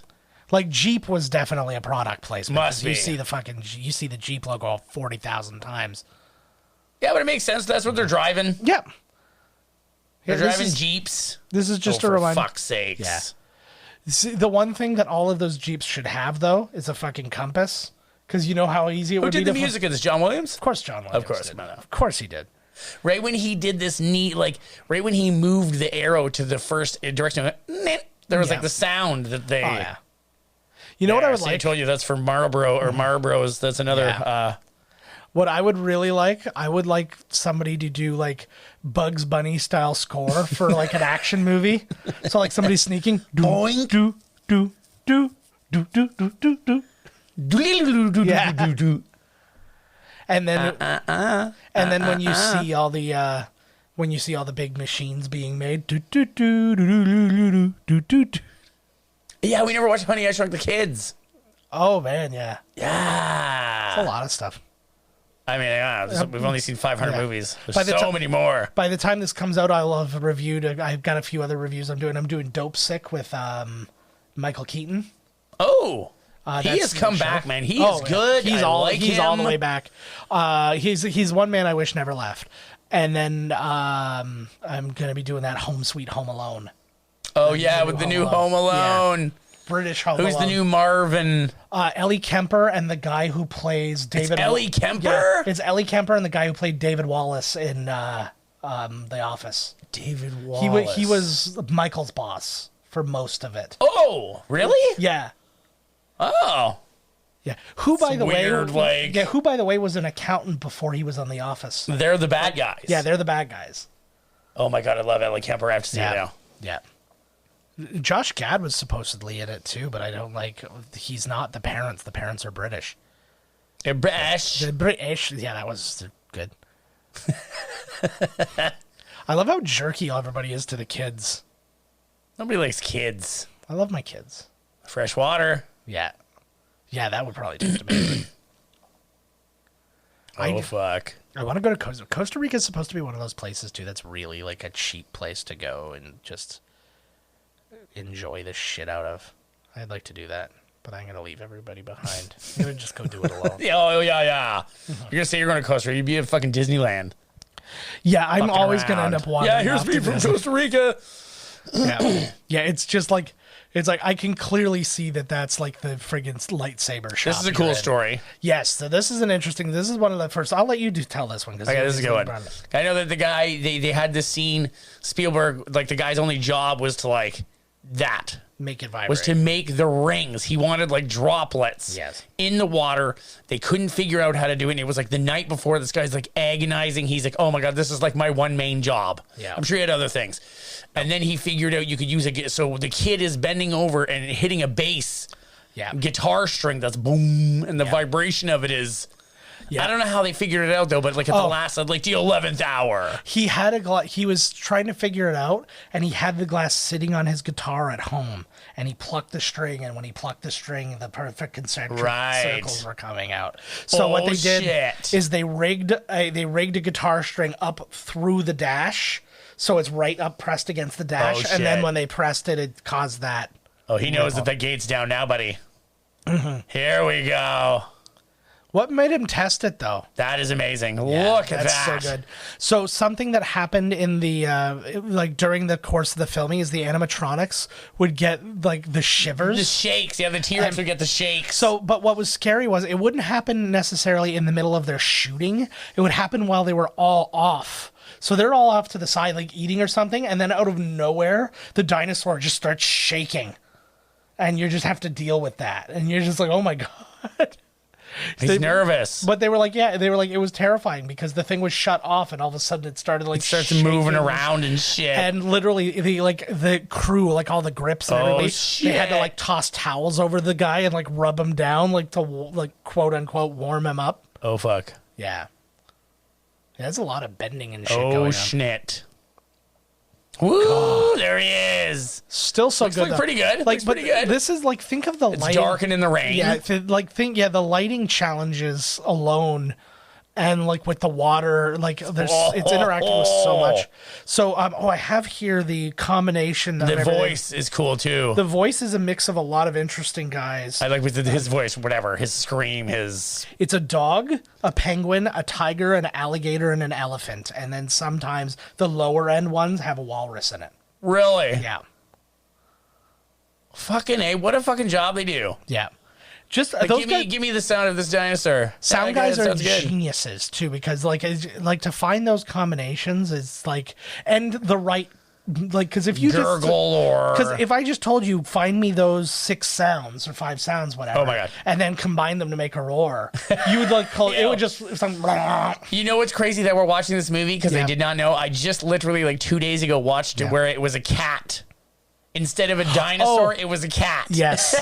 I saw that video. It was like fucking A. I saw that video. That was funny. Oh my God. Mm-hmm. Which, by the way, that's my cat, right? Oh, she's not there. Oh, she's still there. Right. There she is. That's basically her in a nutshell. Carrie's so goddamn allergic to that cat. The fuck out. I think I was saying to dinosaurs. No, she's fine with dinosaurs. Oh, my shit. Whenever we have dinosaurs around the house, the dander doesn't bother her at all. Dino dander. He's checking this shit out. I know. He's really figuring it out. There's one shot here that I still don't understand. We'll see in a minute, and I'll point it out at that point. But shut up, kid. Yeah, I know, eh? And I love that she's still like, the flashlight. See, they did such a better... God. They did such a better job with the kids in this than in the book, because the kids... The kids in the book are insufferable, especially you want them to die. Look at how close the windshield almost gets falling off. Yeah. I think that would be scary as fuck, even faking it, like with this big fucking thing. You imagine if that was part of like the Jurassic Park ride? If all of a sudden you looked up and the dinosaur's head came down, like even if it didn't come through, obviously, it just like slammed into the top. I think it looks good still. It does. It looks great.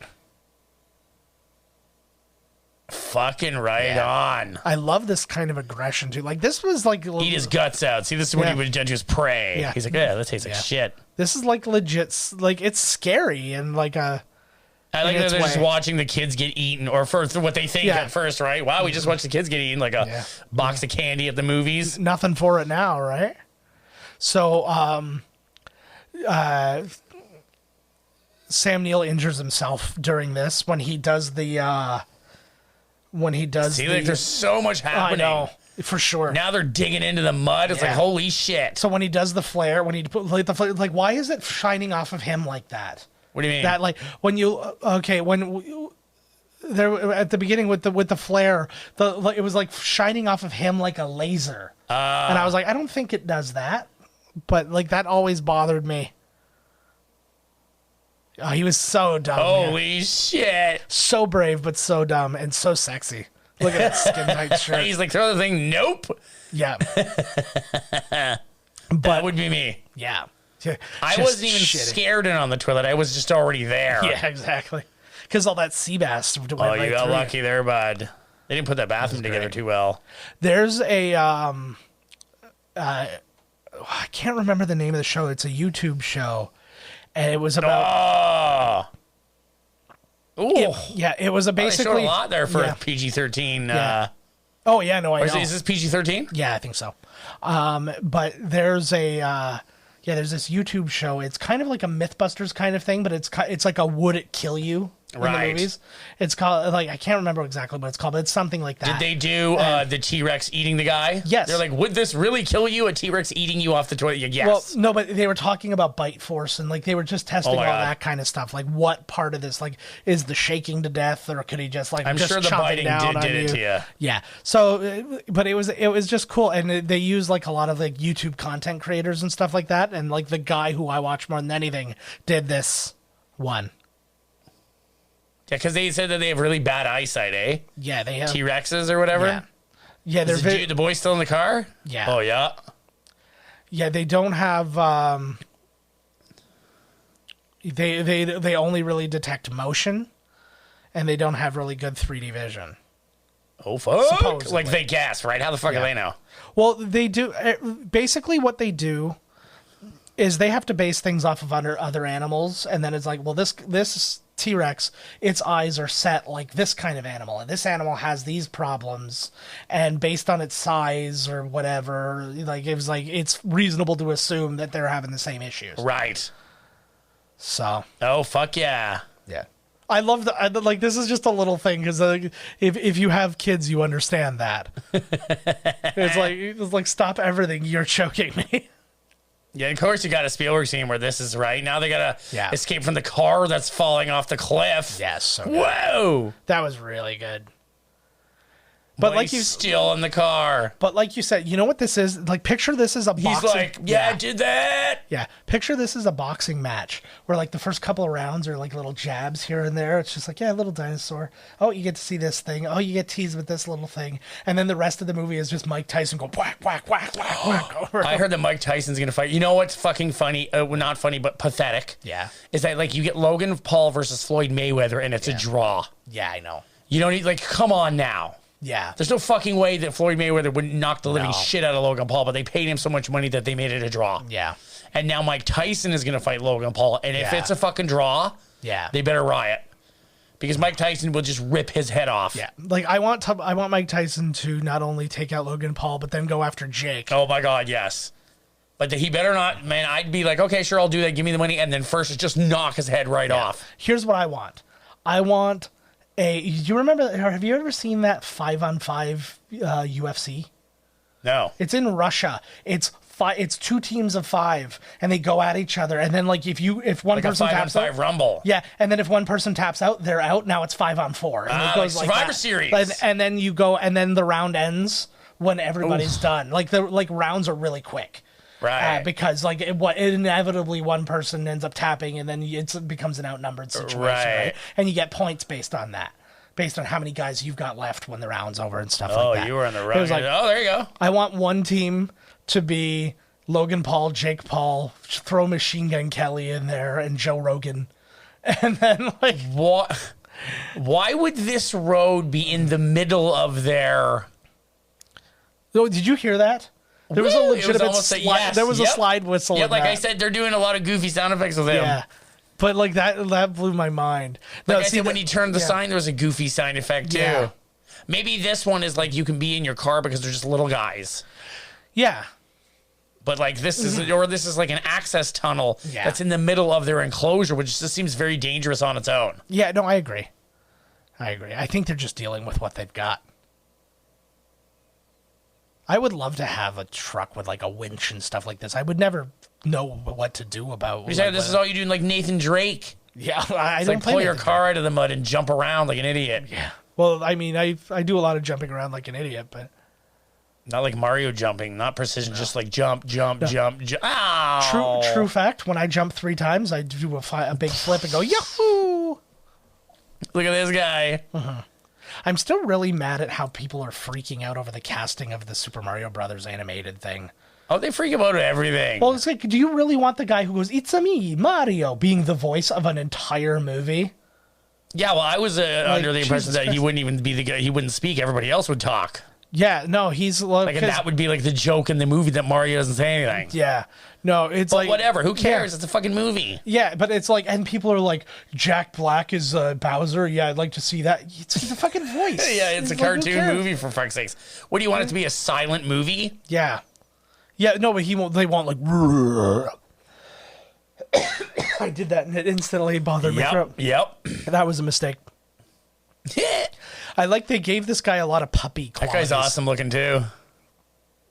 The Lavasaur. There was a lot going. There was a lot like of logistical problems with that one too, because it had to move like very naturally, and then it had to have the things that popped out, and like there's like a million little aspects of this. Oh, this guy's fucking badass. Again, see them sharp teeth. Yeah, another dinosaur I would choose not to have on this island because it shoots poison into your eyes. That's like that's kind of its number one thing. He's like, what the shit? Yeah. You missed, bud. It's like when you see the video of that turtle ejaculating. See, I always miss. Is it burn? Yeah, well, it's toxic, right? So. I always thought that somehow this was going to lead to the sequel. Like somebody was going to find that and take it off the island, but... or something was going to happen with it. Yeah. When you watch like Minority Report too, yeah, there's the scene where he's riding shotgun, motherfucker. Yeah. He's like, I want to drive. Should just let him drive. Yeah, I would have. Where like the scene is like he's chasing his like ripped out eyeballs. Yes. And they're like, it's like Goofy, and he's like running after them and they're bouncing around. Oh God, yeah. And I was like, what? And there's like Goofy music too, and I'm just like, what the shit? Like that is Spielberg at his most childlike. Where he's like, wouldn't it be funny if we did this? Chase his eyeballs out.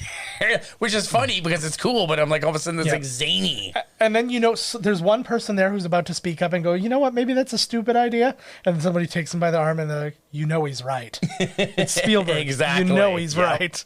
All right. Your hands are nice and warm. Thank you. Yeah, I've been clenching my fists because I've been afraid of punching something. Is it me? Yeah. I don't blame you. No, I got to punch myself. Where's the kid? Balls. Where's the boy? He's up in the tree still. Oh. But he was just getting her secured. Oh my God, now there's going to be some sewer dinosaur comes out. It's just like a perfect like basilisk and just like slithering through. No offense, I'd let this kid die. I'm not going up that tree. I like the just smallest jump down. The smallest movement that like all those branches are failing and just that's the end. Oh fuck. Oh, the tree noises, eh? Oh. I like that he's just complaining the whole time. I hate trees. Goddamn kids. I don't like to climb. Hate trees, hate kids. Yeah. Not really into Jeeps. Really not a fan of Jeeps and trees and kids. Also, ska, what's that all about? Here it is. Turn the radio on, kid. Turn the radio on. Yeah. If you turn it to the ska channel, so help me God. He's like, no, I'm not okay. This fucking dinosaur just kicked me off a cliff. I love that. I threw up. Yeah. He's like, yeah, you wrecked the car. Way to go, kid. Like, fucking ruin the car. Let's talk about Sam Neill for a bit. I wrote down all the movies he was in. We just didn't talk about it. Well, not all. In the Mouth of Madness. In the Mouth of Madness being one of them, obviously. The Piano Sirens. Event Horizon. Event Horizon is probably my favorite. Well, other than this movie, like my favorite movie with him in it. It was so good. He was in the Tudors, Peaky Blinders. He played. He's in Peaky Blinders. Yeah. He played actor Odin in Thor Ragnarok. Oh, that's right. And is also playing actor Odin in Thor Love and Thunder. That's amazing. I love that they picked him. They're like, yeah, let's get Sam Neill to be this guy. Yeah. Sam Neill, Matt Damon. He just was there in New Zealand. Sam Neill, Matt Damon, and Luke Hemsworth. I feel like Sam Neill should have been in like Lord of the Rings. Someone. Sam Neill, 100%. I think we talked about this at the time. Sam Neill easily steps in for Hugo Weaving. Yeah, totally. Like he could have easily been Elrond. Oh shit. I'm surprised they didn't find something, even like a small role. Just as like a, hey, you're here, like what the hell, let's do it. Dude from Dude from Flight of the Conchords was in the movie and has no lines. Yeah, what happened to those dudes? Tense music starts. Well, that particular guy wrote all the music for like the Muppets and stuff. He's been doing, he's got an Oscar. Oh, I gotta see that Halloween Muppets one. I missed. Yeah. I haven't been on Disney Plus this week. I'm trying to catch up on wrestling. Yeah. And then the other guy, I think, is in What We Do in the Shadows. Oh shit! Yes. Yeah. That's Taika Waititi. Yes. Well, I don't think he was in Flight of the Conchords, but he's no. Yeah. Oh shit! Sam Neill has a pretty interesting one coming up too. He's in a movie called Assassin Club. I don't know who specifically he is in it, but it's about an assassin who's hired to kill 7 different people, and all 7 of those people were hired to kill him. So that's interesting. It's funny how I love that's a great line. That's a great line. They pulled the old Charlie Chaplin. Yeah. No, that's a Buster Keaton. Oh, Buster Keaton, yeah. That was. Buster Keaton. Buster Keaton was, hot take. Buster Keaton was superior to Charlie Chaplin. Whoa. In every way. Because he did like death-defying shit. I agree. For his time. I haven't seen really a whole lot, but the clips I see of Buster Keaton are wicked. Yeah.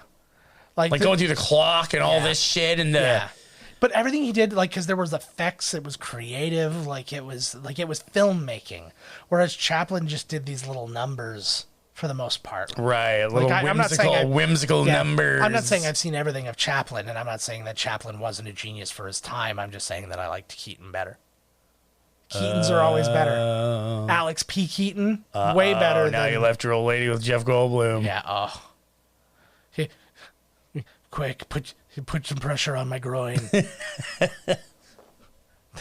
Shit. That would be the best. You're lucky, buddy. That'd be the best. He doesn't even have a cut. He's just like, please nurse me back to health. And when I mean nurse, I mean...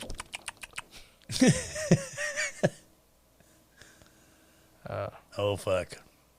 Were there rings? I can't remember what happens with them.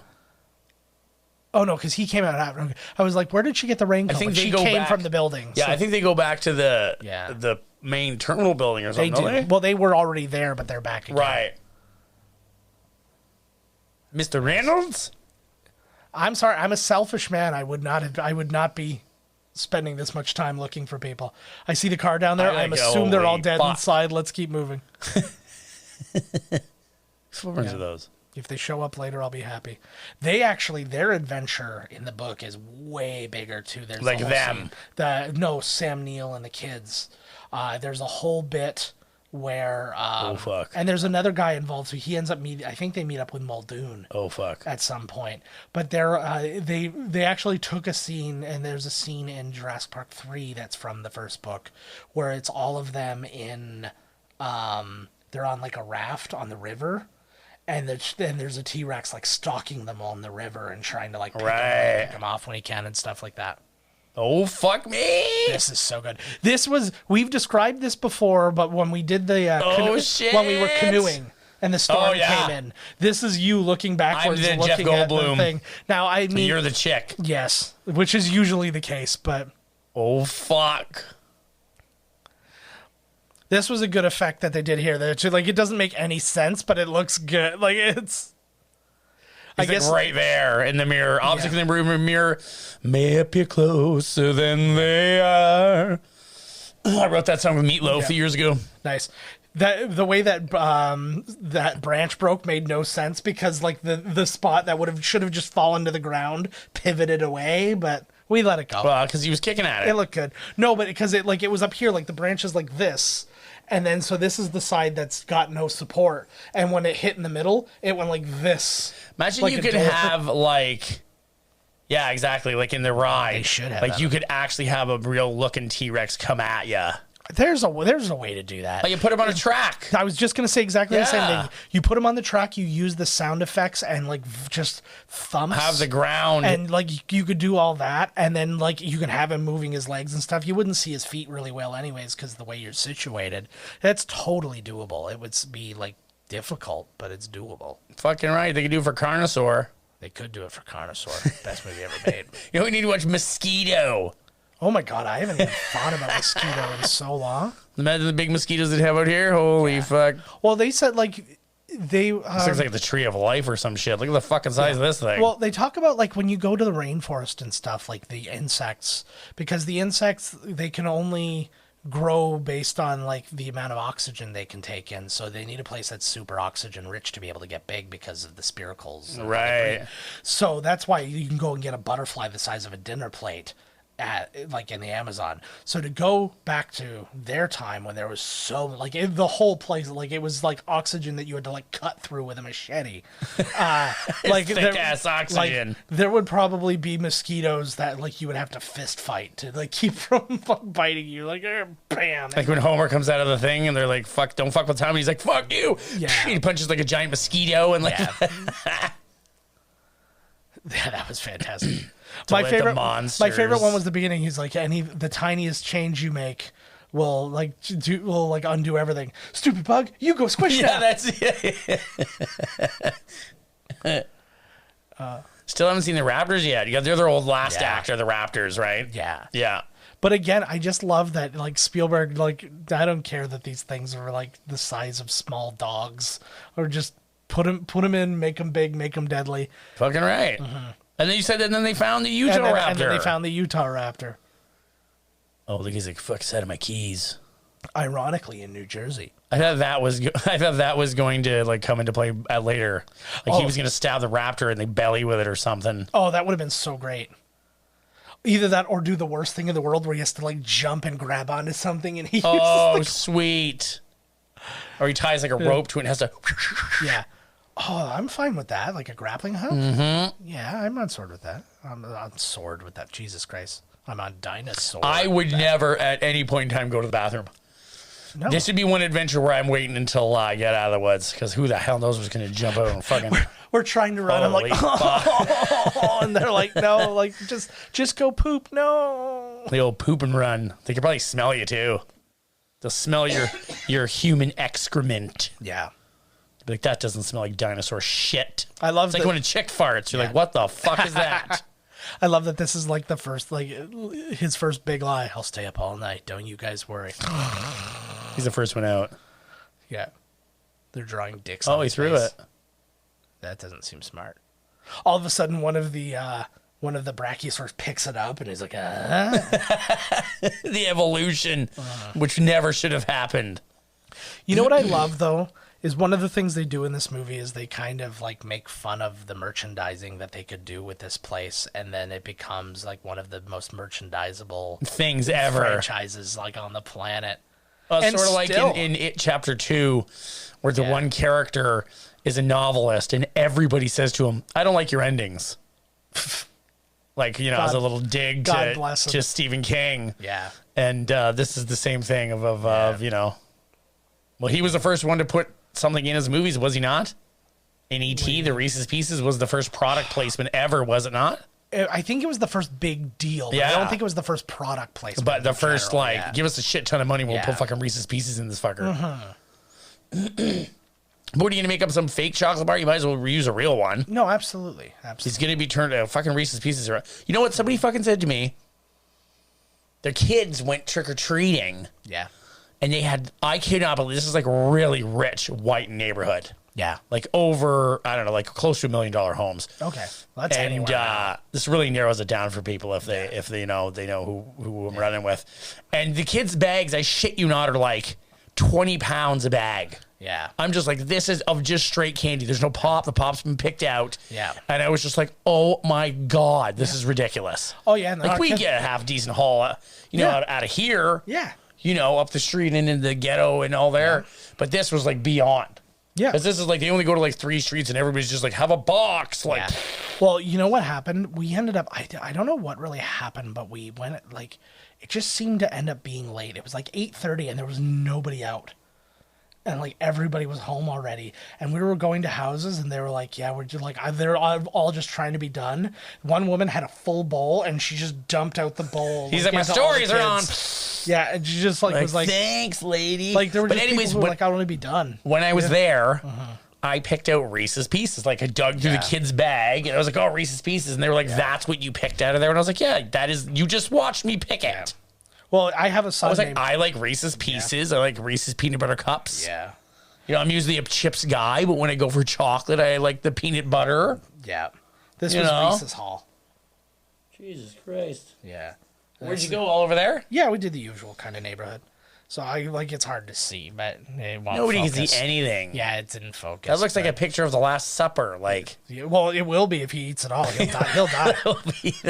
But and then I'll show you this. This isn't for anybody. This was Reese was an Among Us character.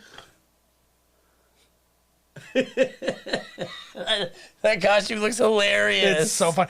And you know what? How does this stay blown up? That's a little fan that's constantly pumping it. That's hilarious. But what was really funny was he was so proud. Like, my heart just you can see him. He's like, yeah, look at me. But every house he went to, they're like, your costume is amazing. And he just looked up at me and he's like, Daddy, everybody loves my costume. And I'm like, yeah, that's my boy. Like, and that's why you spend too much money on a costume, because of that moment. It's like I spent the only say like I just got that mask. Yeah, I spent like so much money on costumes this year. I never do. Usually it's usually what I do is like on like the first, I go out and I buy a bunch of costumes for the kids and I give them to them for Christmas. And they end up being one of those costumes for Halloween. They'll pick, right. But Abby this year, so I bought her from Comic-Con, like the last time Comic-Con happened. I bought her a Harry Potter robe and like the Hermione wand and all the good stuff. So she's gone as Hermione the last couple Halloweens. Cool. She likes it, so what? So, and that's perfect, and I'm on board. And then Reese was like, he wanted to be a skeleton. That looks like a real one. Yeah, that is real, because it's just the head. But yeah, he wanted to be a skeleton. Then he said he wanted to be an Among Us character, and I'm like, oh, if I can find it, I'm going to do it, because like nobody else is going to be doing that. And sure enough, there were none. Nobody else was an Among. You didn't see it. I've never seen that costume before either. That costume's fucking awesome. It's really cool. Where'd you get it at? I bought it Spirit? online. No, I bought it online. It wasn't at Spirit. I got my costume. I was Tiger King, and my wife was a tiger. I'll put the picture up here somewhere as we're going. We'll put those pictures up. I'll let the people see. Or petting them, the big old cow. I know. Then the kid jams. Here's the thing too that's going on. They're all kind of sick. The dinosaurs. Yeah.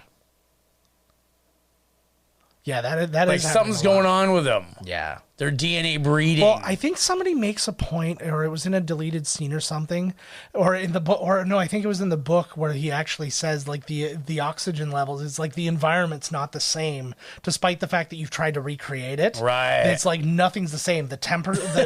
He's like the climate's not the same. The oxygen levels aren't the same. Like it's all different.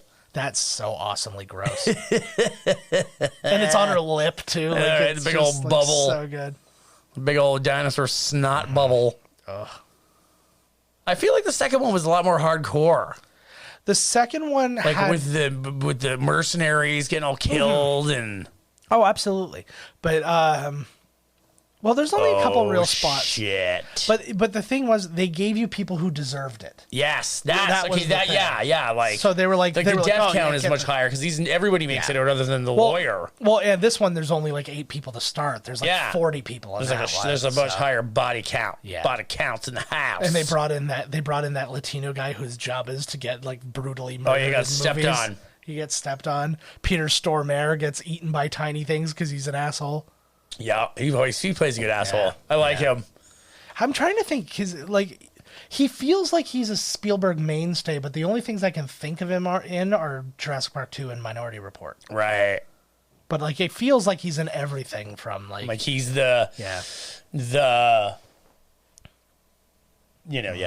Bill Paxton to James Cameron. Yeah, a little bit. But that's not true, but it feels like that. Actually, I think moreover is the guy from Ready Player One is that now, because he was also in the BFG and he's in like all those other movies. I don't remember Sheridan? I don't remember his name. Ready Player One was a good movie. I enjoyed Ready Player One, the movie. Oh, here it is. Yeah. Sexy shot. I have you've probably seen in one of these videos, my Jurassic Park video, and it's all like the kind of like Funko shaped guys. And it's him posed out like that too. And it's so adorable. He's doing some good pain acting because he's in pain. Yes. Yeah. He's not like feeling so hot. He's a little drugged too, because I think they got meds. Should have come up with some Sam Jackson C's. in the book, he's laid out and he's in a hotel room. And he's just laid out like he's about to die. Like they're literally like he's infected. It's all bad. Infected, and the whole time, yeah, because like his wounds get infected and stuff like that. They're infected with a dinosaur DNA. Yeah. He turns into half dinosaur, half man. Yeah, I don't know. I haven't heard the second book yet, but we're looking forward to it. Actually, that's the next one I'm getting on Audible is the Lost World book because I'm curious. I wasn't gonna do it, but now I'm finishing the final Thrawn trilogy. And I'm too curious now to skip. Oh, right. So the first group of guys, the kids and Buddy, they got the T-Rex. Yes. They get the Raptors. Yes. The second group gets more of the Raptors. Well, because what happens is... Well, because they're being attacked by Raptors, they're coming there. Yes. So, like, these guys encounter a few Raptors, but then, like, because the other place is a preserve... And they said once it all went wild, everybody got territorial. And then, of course, the central area, which is the place they need to go, is where all the velociraptors are. Right, their little container there. Yeah. Their little Lego containment unit. Which is when you find out that they're... There you go. Yeah. Best line in the movie. Butts. Yeah. But that's when you find out... Okay, this is... Yeah. Yeah. We find out later why he says this. Hold on to your butts, your cigarette butts. Oh. So you might as well smoke two... Because if one of your arms gets ripped off, and I'm sure you're going to want to have a drag of a butt if one of your fucking arms just got ripped off. Yeah. Or at least use it to cauterize. Exactly. All right. Exactly. I'm on board. Mm-hmm. But yeah. So I was going to say about the Raptors, though, we find out in Jurassic Park 2 that the Raptors' one weakness is gymnastics. Oh, yeah.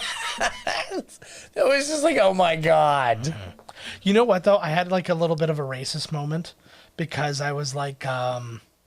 I can't remember if it's the right name, but I was just thinking it was a young black girl who did gymnastics. I'm like, did Gabby Giffords or whatever, like the Olympic gymnast girl, was that her? And so I had to look it up, and it wasn't. And I was like, oh, I'm just racist. I was like, that girl was an adult by the time Gabby Giffords was playing. Like, is that Simone Biles? Yeah, I can't remember. Is that her name? No, I think it's. What was the girl that came back and like won? Oh, I think you might be right. Yeah. I don't know. I'm gonna look up Gabby. Now you gotta look up Gabby. The first thing that comes up is Gabby Petito. Flocking like birds. Gabby Douglas. Sorry, I apologize to people who were Gabby Giffords. Oh, isn't Gabby Giffords the girl? I apologize to everybody who is not Gabby Giffords. Isn't Gabby Giffords like the congresswoman who got shot in the head? I don't know. It's something like that. I do not know. I don't know. Yeah. See, that was like their theory in this movie. Is that one of Michael Crichton's crazy theory? No, that's not even a crazy theory. Cool books. He writes all these books about science and blah, blah, blah, and then he's a climate denier. Yeah. He's also an anti... Like, this book was anti-science.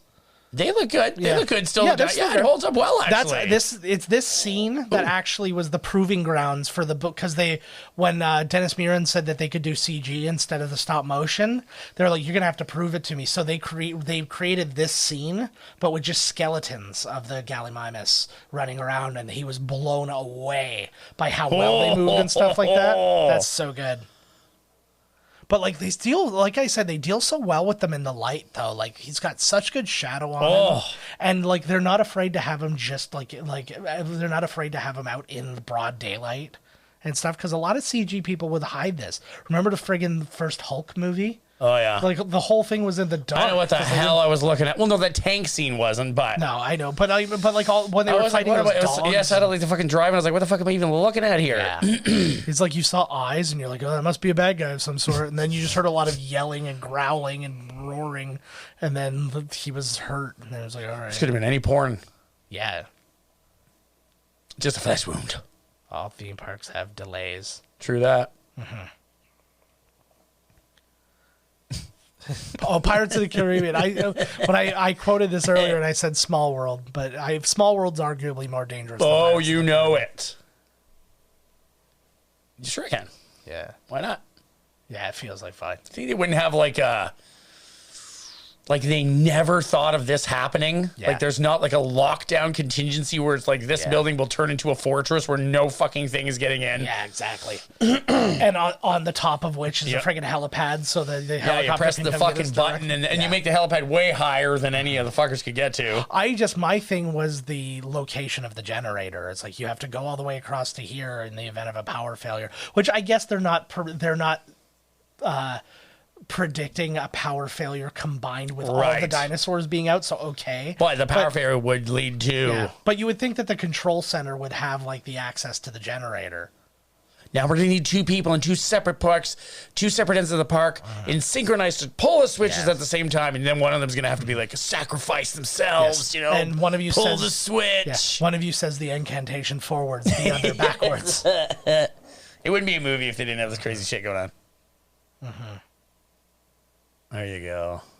Talk him through it there, old Hammond. I love this too because he's trying so hard to do it, and like I'm so glad that they made like Goldblum a lucid version because, like I said, he's in the hotel in the other one, and basically all he's doing is like in a fever dream telling everybody he told them so. He's just like, "You guys, none of you understood," right? And like that's the whole thing.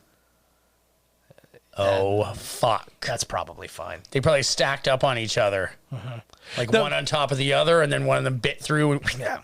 You know what would be hilarious? He looks down and he sees they're all on the bottom with their necks broken because they all fell from the top. And it's just like, oh, he's like, well, that solves that. And he's like, how many were in there? 3. 1, 2, 3. We're all set. Oh, I love the clever girl. What a great line. Because that he himself says it. Yes. That while you're looking at one, this one's just kind of farting around. He's not the one who says it before. Sam Neill is the one he's the one scaring the little kid with that information. Oh, and he's like, while you're looking at this one, this one's coming up beside you. Or behind you. So, and that's why, that's his discovery of that. We're being hunted. And then I liked that he like respected the game. He's like, I get you. He's like, I get you. He's like, don't hate the play, I hate the game. He understands that. But he has the perfect look for this role. Like, there's no, but like he looks also like the guy from FX who's not Michael Caine. Gymnastics. Yeah. Oh, that's true. See, gymnastics. She doesn't get eaten by a velociraptor. Run, girl. She runs weird though. She runs good. It's like a terror run. She does a good job. I wouldn't stop running. I know it's dark, but yeah, the whole last act day turns into a take quarters little thriller. Yeah, it's good. I like too because they foreshadowed earlier because he was eating all the ice cream because the power's out. So yes, he's like, we gotta eat this. He's like, this is for after the I like how the movie is a thriller. Oh yeah, it's like an adventure thriller. It's not a horror. No. And it's a thriller, and it's beautifully scored like one too, with all the like the pizzicato like. Well, when Buddy's like run. Yeah. It's so well done. Again, John Williams. Like, I mean, there's other people we love. We love our Alan Silvestri, Hans Zimmers and stuff like that. But nobody does it quite like John Williams. Like, he just creates. Zimmer do Dune? Are you going to check Dune out? I am going to check Dune out, actually. It's making more money than I thought it was going to make. It's doing really well. Do you know what's actually really interesting was after I reviewed Eternals, somebody tweeted that a screening of Eternals had been canceled at the Scotiabank Theatre in Toronto in favor of another screening of Dune. Oh, no way. So it was like they were moving Eternals off of screens. I'm glad that Dennis Villeneuve was a great director.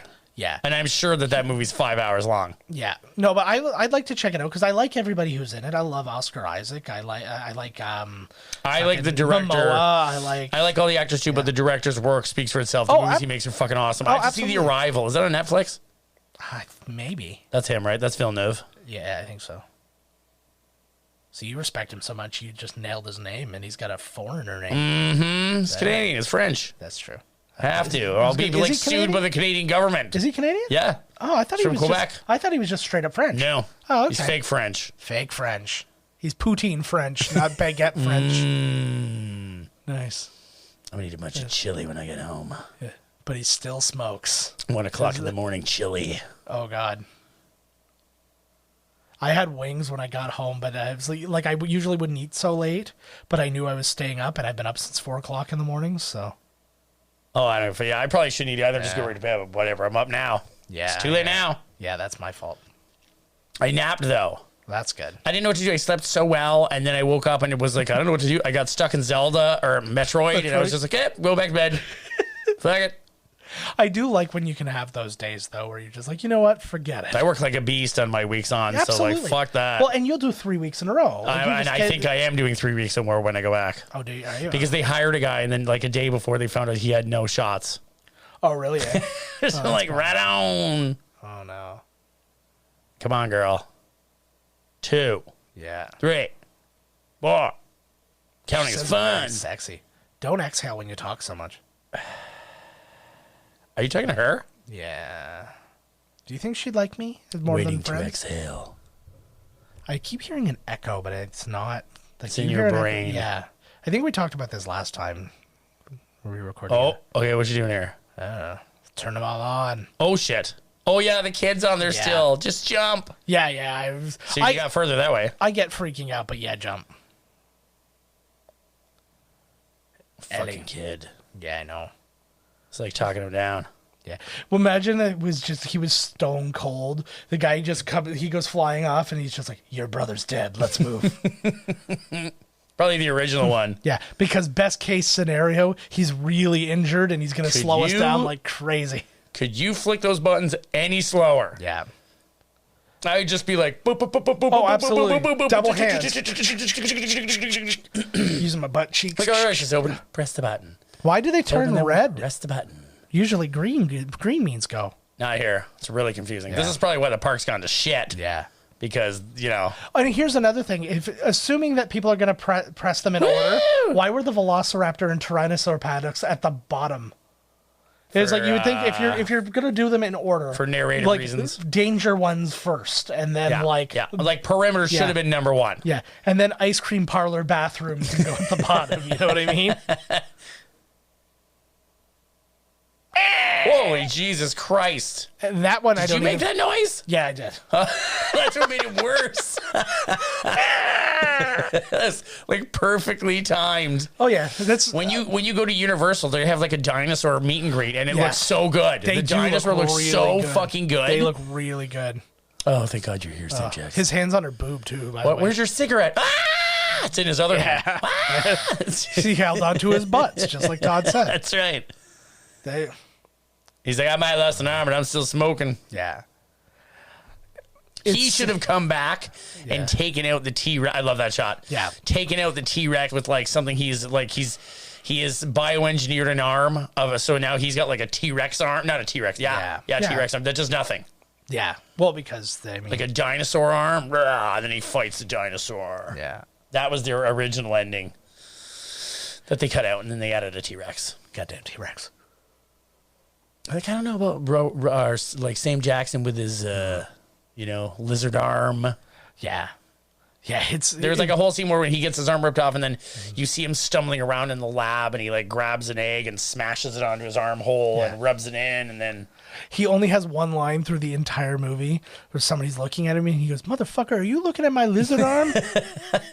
And then he just walks away, and then like again he's like doing something later on, and it's really important to the plot. But then, "Motherfucker, are you looking at my lizard arm?" Oh fuck! There's rumors. You still could have shot anyways. Yeah, this is fan-based rumors. Oh, we gotta. Clever girl. Yeah. Ooh. There's fan-based rumors. Perfect leaf placement. Yeah, for sure. For a raptor murder. Absolutely. But anyways, there's fan-based rumors for the Book of Boba Fett that Mace Windu shows up. No way. Because there's a lot of like these like things that they've built where like Mace Windu survived, and he's like this like kind of like rogue whatever, you think that like oh, there you go. You'd be like, what's just such a bummer you survived all these dinosaur attacks, and then like the fucking gate gets you. Yeah, I know. Or the fence, whatever the fuck. I was literally this is perfect. This is the story. Oh, let's hear. I'm on the boat. Yes. This lady that I speak to all the time has this little dog, and the little dog has a shock collar thing on it. And I'm like, is this a shock collar? And she's like, yes. I was like, you don't actually shock your little dog, do you? She's like, no. She's like, I actually don't even know what it is. She's like, there's a beep and a vibrate. She's like, I've gone as high as the vibrate. Yeah. I'm like, okay, fuck it. Let's try this thing out. So we took it off the dog. Yeah. I held it into my hand, and she shocked me. And oh my God, it was like I got hit by fucking lightning. Oh, really? Holy shit. My arm was just like, I was like, whoa, whoa. And then I just dropped the thing. And then they were all laughing at me, but then I was like, oh man, like it really fucking hurt bad. Like it was really bad. Yeah. And I was like, if you shocked your dog with this, it would kill it. Yeah. And then instantaneously bring it back to life. I was like, I'm serious. Like that would kill the dog. Yeah. Absolutely. Well, my understanding of those, at least how they've been explained to me by outer people, is that their fur and stuff insulates the actual shock, so they don't feel like it's never in contact with skin. Right. Jesus Christ, just thinking about it makes me want to have a fucking heart attack. But that's what I'm saying, is it doesn't touch your skin. It doesn't touch a dog's skin. It shot all down my arm, all down my side, my leg. Yeah. I was just like, holy shit. Yeah, but it touches your skin. It doesn't touch theirs. I would like never. I would totally be like, nope. I could do with not happening ever again. There are more humane ones for sure. There's actually one. There's like a citronella. I'm not saying that. Like this lady said that she's like, I believe her because this dog is doing great, right? Yeah. Like, but so apparently that there's like somebody who's shaking her arm because they didn't think that she would be able to like shake her arm properly. So there's literally, yeah. Oh, yeah. But I got the shakes, so. Yeah, exactly, because the sugar. They would have to have somebody hold my arm for it to not shake. Yeah, you give me enough of that Jell-O, I'll shake. I'll shake like Michael J. Fox at a rave. All they needed to do was pre-jiggle the Jell-O, then put it on the spoon. Yes. Or you just show me Bill Cosby coming with a drink. I got you a drink to help you fall asleep. Wow.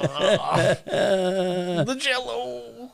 Oh, yeah, I remember this in the preview. You see is the raptor hand like open the Oh yeah, that was like right near the somebody's in there. It's right here. Yeah, you know what that reminds me of though? Because I think at the time it made me kind of mad, but they make it like it looks sensible because they have hands. And he's just fucking around with the door and then he hits the thing. But I think in the trailer they just made it seem like there was more to it. Like they were just. It should have been a doorknob. Yeah. With a child thing on. Yeah. No, but but I remember being like, oh, that seems like they're not that smart, blah blah blah. But it reminded me of like there's that bit in the Walking Dead. I wasn't aware of what the whisperers were, and then all of a sudden there were zombies that walked by, and then one of them is like, "Where are they?" And I'm like, "Nope, zombies don't talk now. We're done. I'm done." But then I found out it wasn't zombies talking; it was people who were walking among the zombies talking to each other. They basically they're wearing a zombie's face. Like as a mask. Yeah, well, because they figured that out if they covered themselves with blood, it was like they couldn't really tell. So, but it's these guys, and they walk amongst them, and they herd the zombies. So it was a pretty cool. Is this the first time we've really seen a full raptor right here, Yes. Coming into the room? Yeah. That's one of the weaker shots. It's still good, though. It's still good, but like you can see the motion blur a bit more, I feel. Stop leaning and then going back. It's making a bubble noise. You can look up, I'm pretty sure you can look up on YouTube. There's the comparison. They have the stop motion animation of that scene versus the other one. But the stop motion animation, they also gave them lizard tongues. So they went out like which, as far as they know, dinosaurs didn't have. And tongues? Not like snakes. He's tapping his foot, eh? Yeah. Like not like snake tongues and stuff like that, right? But it's a little noise. It's almost like almost some like a purring of a cat or something almost. Yes. There's a lot of little things in there too. So there's I'm pretty sure that a part of that is I think part of it just made it. Yeah. I think part of it was a sea lion, but I'm almost positive that part of it is like a friggin' torque wrench. Oh. Imagine, I want subtitles for them. He's like, that sounded like a ladle. Oh, that meat slicer's there. They missed a real opportunity to fuck that dinosaur. I know. Sticks his head in and zing, zing, and you're just getting slices. And he just puts up with it. Thin sliced dinosaur. That's how I like my dinosaur. Yeah. And then you just pile a lot of it on, like pastrami. Yeah, but this is definitely the most CGE. Yes. And there's another bit here too where like the grate shines down on him. It's a weird lighting choice, similar to the. That's weird too because that's a weird forced perspective. Yes. Because the thing should be over more, but this is just a trick for us, and I don't mind. Exactly. It. I like that noise too. Yeah. Fuck, here he goes. Boom. I do like the idea of one that's wiped out from a head injury. It's like, fuck. He's like, well, she's gone. Now what the fuck am I going to do? Yeah, protocol. So I get into a drawer. Yeah. They got drawers right there, man. Close that shit. Fucking get into it. Well, he's going for the freezer, which isn't a terrible idea. Here's leg. Yeah. Better give her by the Raptors gaining on ya. Boom. See, he even did the better move. Because it's all melted and stuff, right? Because slippy. The freezer's been open. So he slipped and... Woo! I don't like that he's over... I always love that. Huzzah. Got him. It's Raptor what? This one. And then she just punches this one in the face. Calls it a douchebag. You just watched it for a while, eh? Yeah. Okay, let's go. I like that. That's the thing. It's in there. What would you like me to do about it? Yeah, just letting you know. Yeah. At last glance, still a dinosaur. Still a dinosaur over there. Still a person over here. Man, oh man. Ah. Hi. Imagine he just wanted to be... door. That's the door boy. Yeah, the door guy. Imagine he just wanted to be friends. Hi. Hey. He's in blue. Come on. He's voiced by a mix of Arnold Schwarzenegger and Pee Wee Herman. Speaking in What unison. is the kid doing there? Yeah, I didn't know. Oh, he was just doing like... Oh. He was like a character in a video game that was like stuck in like... It's an NPC running into a wall. I liked that zapping scene reminded me of what I was going to tell you. That's me getting electrocuted. For like 20 minutes afterwards, I was just like, oh my God, I was worried I was going to have like a heart attack or something. What's funny is that like the distance between you when you were trying to think of that and when this episode's going to air is like a month. Mm-hmm. So it's going to be like a lot of time passed before it. I got it. They were like, oh wow. Like, he was all the comments. Todd, you're really hung up on that story. Holy shit! Right. Oh shit! I'd like him to like saw off his fingers. So there's a like How does he have his hands in there? Oh, okay. Yeah. Well, maybe like like that or like that. There's a legit bazooka scene in the book where the one guy's got like an RPG and he's just waiting to use. He's like itching to use it the entire time, and then finally an opportunity comes up and he blows up a couple of raptors. Sweet. Mm-hmm. Like, what's on her face? Is that like a cut? It's a slice. Oh, okay. Because like I didn't recall her doing anything that injured her head, but it looks more like it's 80s like dance makeup. The faces she makes in this movie are problematic. Look at that face. Like, the Jeff Goldblum missed out on a lot of the action here. She got the role though, because I guess the only thing he did to audition the girls was have them scream at the camera, like to show how scared they could look and all that stuff. So she did it, and then I guess he was watching all the tapes of them at home. This is like a weird perverted thing. Him watching tapes of a bunch of little girls screaming by himself, and then he decided on her because she's the one who woke up his wife, and his wife came in and was like, "Oh my God, what's happening?" And he's like, "Okay, this is the one." Oh, hey. Why's your penis out? What's happening? Yeah. Hey, puppy. The puppy came to say hi. Oh, right here, there's a scene where she looks at the camera.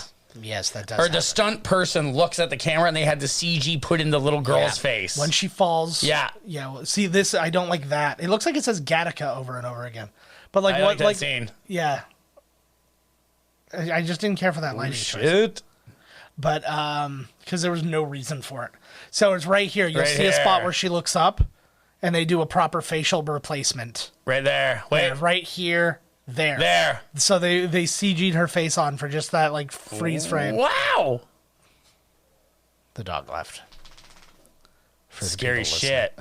Yeah. I like that there's just duct tape on that, like on They're getting to it. They're getting to it. Yeah. So it's like, but he said spare no expense. You'd think that would mean that.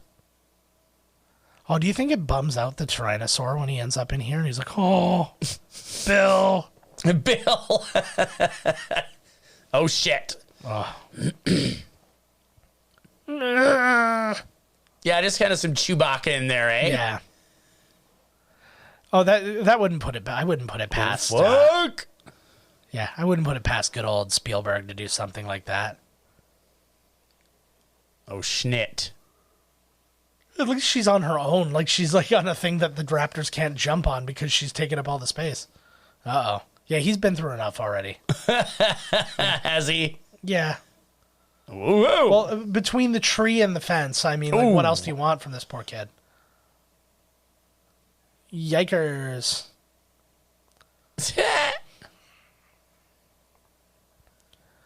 Man. Oh, fuck. The shot for the preview. Yeah. These raptors have the run of the place, man. hey. I didn't like that one so much because he was like him. It was a little too furtive. Like what? Like he was like, they all have their own personalities. I guess. I like that they decided to give this moment and then like to make like the T-Rex the hero. Yeah. She's like, oh shit. Yeah. How the fuck did he get in there? Yeah. So same way, I guess. Thanks, T-Rex. He puts up his little tiny thumb. Yeah. I'm coming at you, you bastard. I feel like Kathy Griffin would voice that one.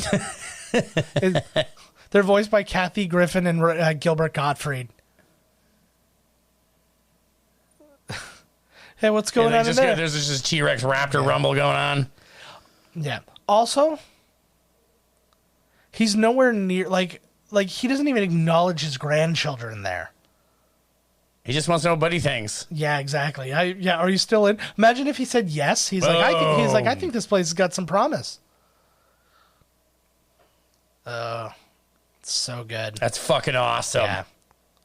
So I guess what a fucking movie! So wow. Good. So I guess Spielberg would do the roars and stuff like that during the thing, and he'd be doing that, and then Laura Dern was like, it was more funny than anything else. It's just roar! Like, I said roar. Yeah, it's like we're supposed to be like reacting. I feel like it's like in those scenes it would be played by the dude from the B-52s. Roar!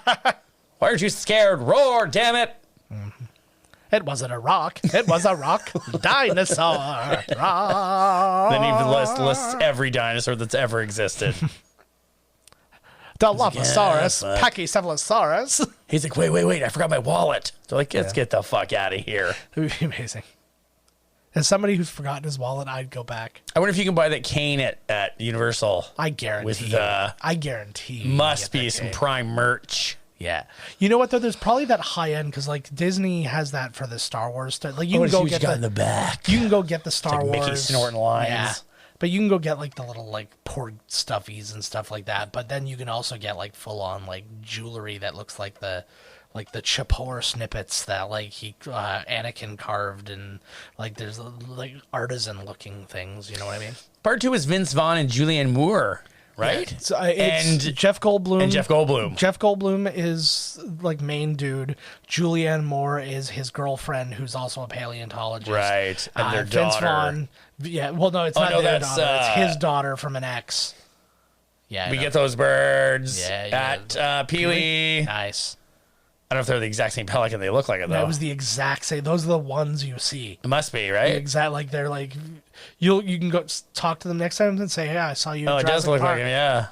No, they're dark. These ones were like pure white. Yeah. They're like the American pelican. It's so black-tipped wings and white. Mm-hmm.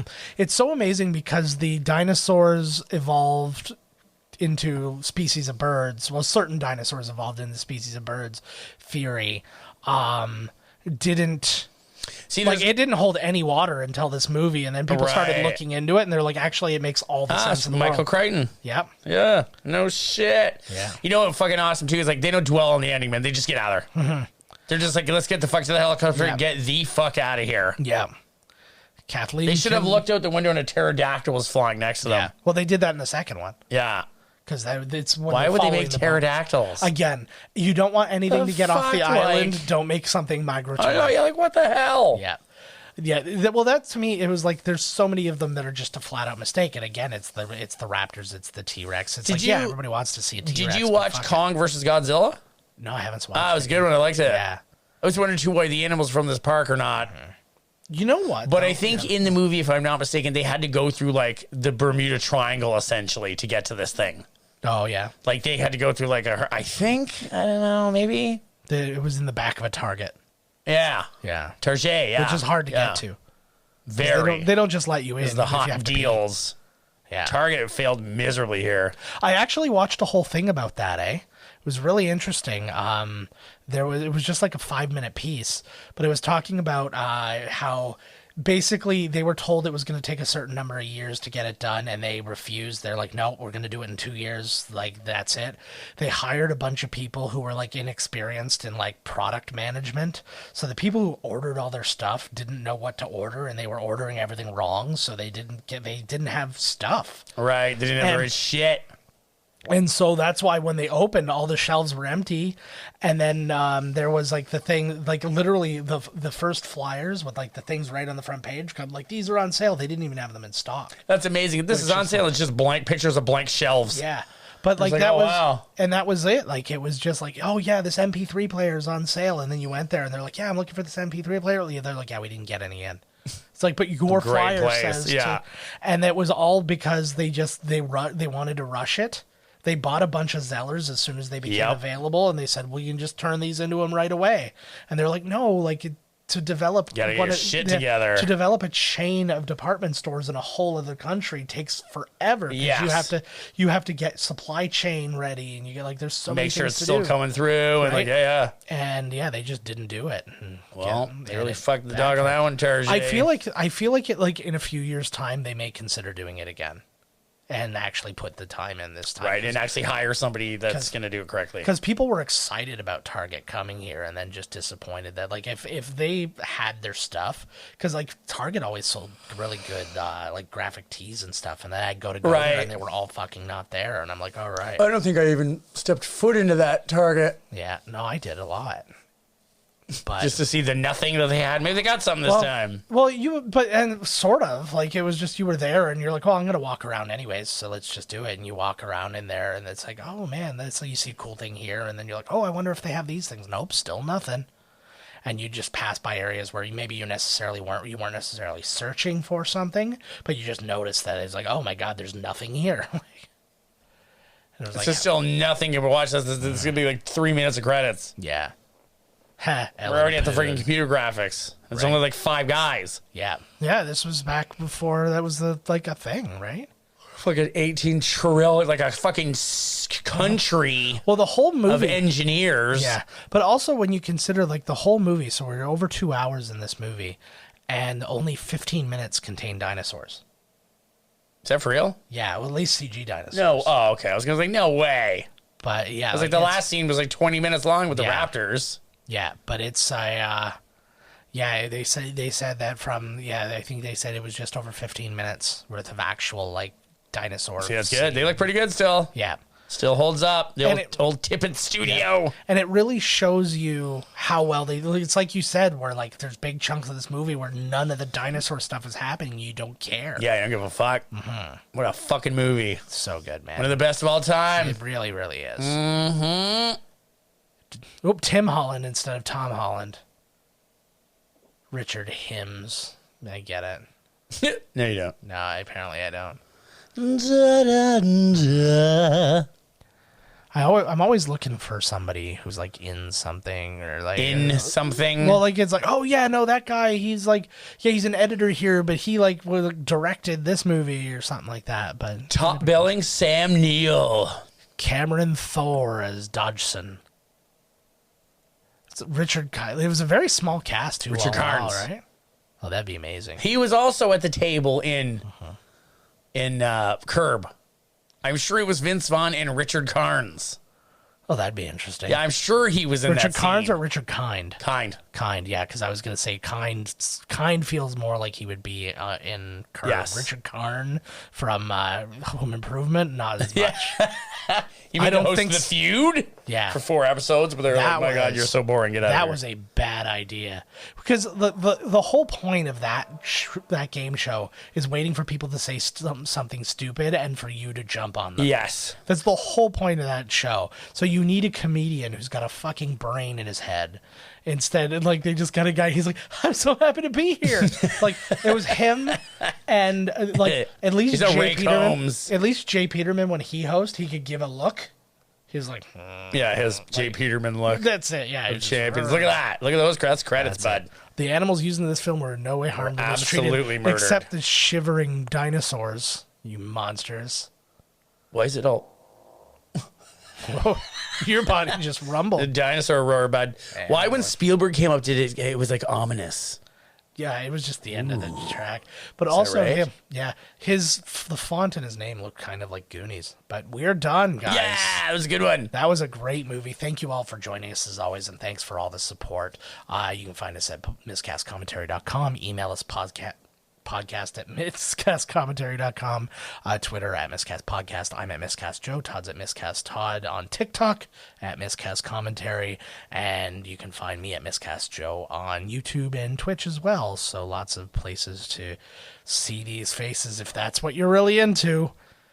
Should be. If you are watching, make sure you hit like and subscribe. And if you're not watching, just hop over and see what we look like really quick. Hit like and subscribe. And if you don't really like what you see, go back to the other thing. It's fine. Go back to the loser shit you were doing before then. Yeah, with your earbuds in. Listening to tunes instead of us talking. Watching a 67-year-old woman wash her car. Ooh, where's that? Well, I'm taking you there next. Ooh. She does late night car Take washes. me to the car wash. Working at the 67-year-old boobies. Yeah. She's pressing them. Well, actually, no. She's pressing them up against. No. She's like, her breasts are rubbing up against the windshield, but she's back. At the. She flopped them up over, and they're going. Okay. Well, that's the gift for this episode. Good Lord. All right, guys. We will see you next week with another Coming Attractions episode, and we'll figure out what the hell we're doing next. Bye-bye. Bye. This has been Miscast Commentary with your hosts, Joe Finley and Todd Murray. Executive producer, Joe Finley. Be sure to like, comment, and subscribe to the podcast wherever you listen. Visit www.miscastcommentary.com for all news related to the podcast. Miscast Commentary is a Miscast Media production.